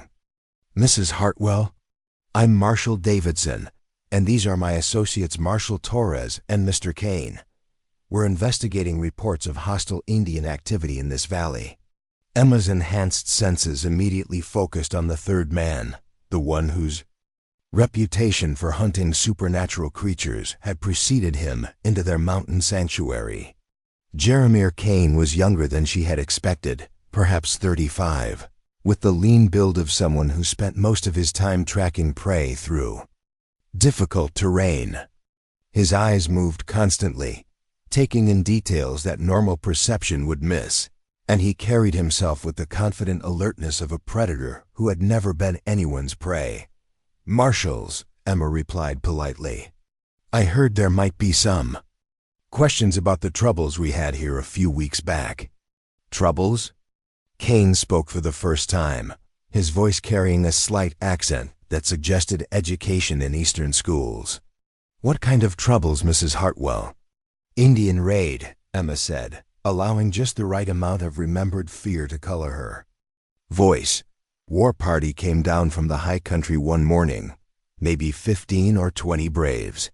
They hit some riders who were passing through, scattered their horses, and disappeared back into the wilderness." "You saw this happen?" Marshal Davidson asked. "Saw the aftermath," Emma replied. "Bodies, blood, signs of a fight. Mr. Reed here helped me bury the dead and send word to town about what we found." Kane's attention shifted to Samuel with the intensity of a hawk studying a mouse. "You were here during this supposed raid, Mr. Reed?" "I was," Samuel replied steadily. "Heard the shooting from where I was working in the barn. By the time I could get to the house and arm myself, it was over. Indians were already headed back into the hills." "Interesting," Kane said, though his tone suggested he found nothing interesting about Samuel's account. "And you, Mrs. Hartwell, where were you when this attack occurred?" "Getting my children to safety," Emma replied. "When you hear gunfire and war whoops, your first thought is protecting your young ones." Kane nodded as if this explanation satisfied him, but Emma could see the calculation in his eyes, the way he was weighing their words against whatever knowledge he possessed about the real events. "I'd like to examine the site where this attack took place if you don't mind." "Of course," Emma said, "though I'm not sure how much you'll be able to see after 3 weeks and 2 rainstorms." The marshals spent the rest of the evening examining the battlefield where Emma had fought Vincent Blackwood's men. Kane proved to be everything his reputation suggested, finding details that the other lawmen missed and asking questions that demonstrated uncomfortably extensive knowledge about the attack. But Emma and Samuel had prepared well. Every piece of evidence supported their story of an Indian raid, from the carefully placed arrowheads to the horse tracks that led convincingly toward known hideouts in the northern wilderness. More importantly, they had removed or disguised every trace of supernatural involvement in the battle. As darkness fell, the marshals accepted Emma's offer of hospitality for the night, setting up camp near the barn while maintaining the polite distance that professional lawmen observed when investigating potential crime scenes. Emma provided them with coffee and a simple meal, playing the role of a cooperative witness who had nothing to hide. But late that night, as the household settled into an uneasy sleep, Emma heard footsteps moving around the outside of the house. Someone was examining the building's perimeter with the systematic thoroughness of an expert tracker, looking for signs that might have been missed during the official investigation. Emma slipped from her bed and moved to the window, using her enhanced vision to peer through the darkness. Jeremiah Kane crouched near the foundation of the house, running his fingers along boards that still bore faint scratches from the morning when Emma had transformed. He couldn't see the marks in the darkness, but something about the wood's texture or scent was drawing his attention. The wildness stirred in Emma's chest as she realized how close Kane was to discovering evidence of her true nature.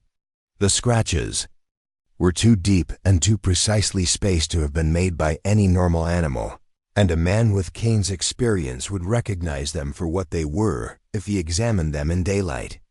Emma made a decision that would have horrified her cautious nature just weeks earlier.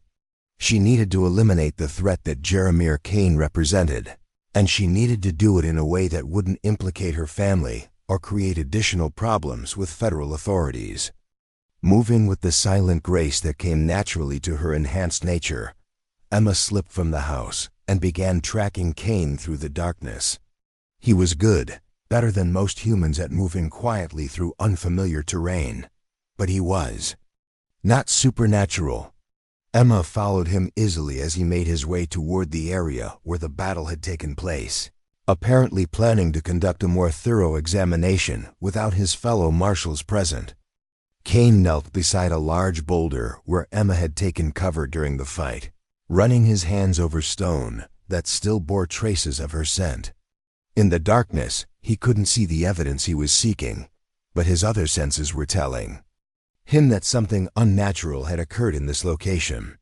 Emma crept closer, feeling the transformation beginning to build in her chest as predatory instincts took control.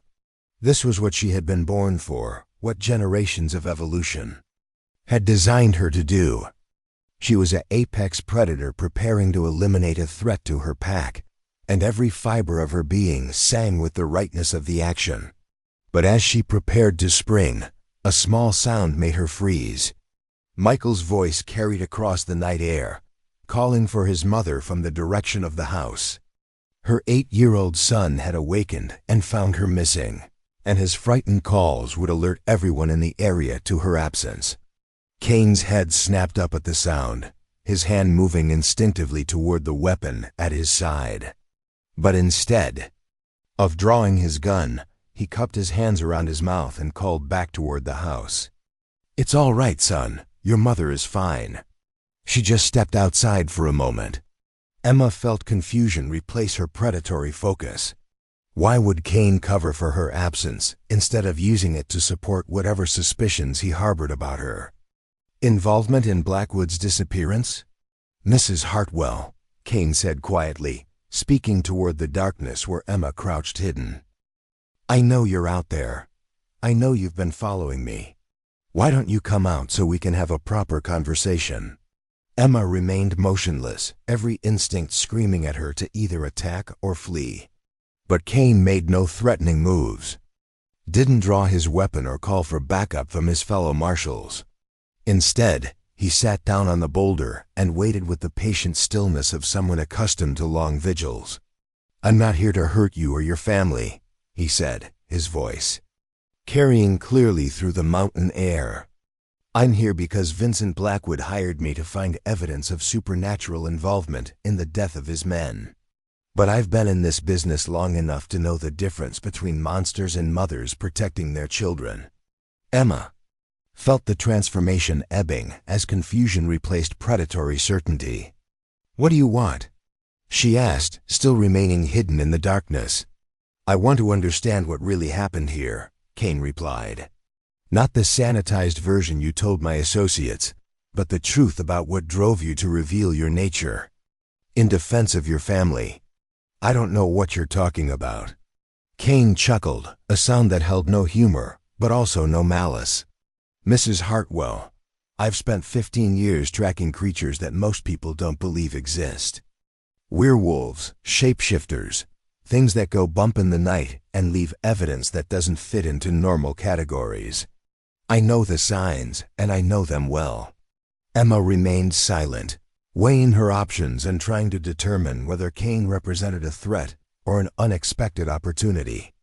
Vincent Blackwood is a piece of human garbage who's gotten rich by stealing other people's property and murdering anyone who got in his way, Kane continued. If you killed his men to protect your family and your land, then as far as I'm concerned, you did the world a favor. Then why are you here? Because Blackwood paid me to find evidence of supernatural involvement, and I always complete my contracts. But the terms of my agreement specify that I have to find credible evidence, and credible evidence doesn't include the testimony of a corrupt businessman and his surviving accomplices. Emma stepped from the shadows, keeping her hands visible and making no threatening moves. What are you saying?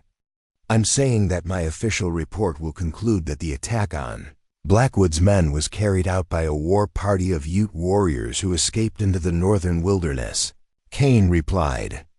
There's no credible evidence of supernatural involvement, and any claims to the contrary are probably the result of panic and poor visibility during a chaotic battle. And unofficially? Kane studied her face in the moonlight, his expression thoughtful. Unofficially, I'd suggest that you and your family might want to consider relocating somewhere with fewer complications. Men like Blackwood don't give up easily, and there are other hunters in this business who might not be as reasonable as I am. Emma felt a weight lifting from her shoulders that she hadn't realized she was carrying. Why? She asked. Why help us instead of turning us in? Because I've seen what happens when creatures like you are captured and studied, Kane replied. I've seen the laboratories and the experiments and the slow process of breaking down something beautiful and wild until nothing remains but fear and pain. Your family doesn't deserve that fate. What about your reputation, your career? I'll survive. There are plenty of real monsters in this world that need hunting. I don't need to manufacture them from families just trying to protect themselves. Emma extended her hand toward Kane, a gesture of gratitude and tentative trust. Thank you. He shook her hand firmly, his grip strong and warm and completely human. Take care of your children, Mrs. Hartwell. The world is changing, becoming more connected and more dangerous for people who are different. They're going to need every advantage you can give them. The next morning, the marshals completed their investigation and prepared to return to Denver with their official findings. Kane's report would satisfy federal requirements while protecting Emma's family from further scrutiny. Vincent Blackwood would receive word that no credible evidence of supernatural involvement had been found, and his attempts to use official channels against the Hartwells would end in failure. As the lawmen rode down the mountain road, Emma stood on her porch with her children gathered around her, feeling something that had been rare in her life for many months, hope for the future. Samuel joined them on the porch, his own expression thoughtful, as he watched the marshals disappear around a bend in the road. So what now? He asked. Now we live, Emma replied. We raise these children, we work this land, and we remember that sometimes even the most dangerous situations can have unexpected outcomes. And if Blackwood tries again. Emma felt the wildness stir gently in her chest, no longer the desperate fury of a cornered animal, but the patient confidence of an apex predator secure in her territory. Then he'll learn that some lessons have to be taught more than once. Lucy tugged at her mother's skirt, looking up with the bright curiosity that made her such a joy to be around. Mama, when will I be able to turn into a wolf like you? Emma knelt down to embrace her youngest daughter, breathing in the scent of childhood innocence mixed with the first faint traces of supernatural potential. When you're ready, little wolf. When the time comes and your family needs protecting, you'll know exactly what to do. The sun climbed higher over the Colorado peaks, burning away the morning mist and revealing the valley in crystalline detail. Somewhere in the distance, a real wolf howled its ancient song to the sky, and Emma felt her heart sing in harmony with the wild music of her true nature. The Hartwell family had survived their first encounter with the dangerous world beyond.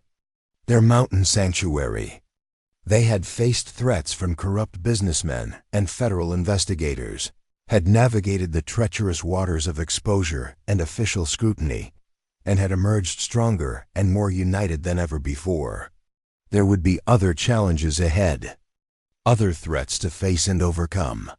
But Emma no longer felt the crushing weight of isolation and helplessness that had defined the months following James's death. She had allies now, people who understood and accepted her family's true nature. More importantly, she had rediscovered her own strength and the power that came from embracing rather than hiding her supernatural heritage. The woman who could become wolves had found her pack, and together they would face whatever the future might bring. Up next, you've got 2 more standout stories right on your screen. If this one hit the mark, you won't want to pass these up. Just click and check them out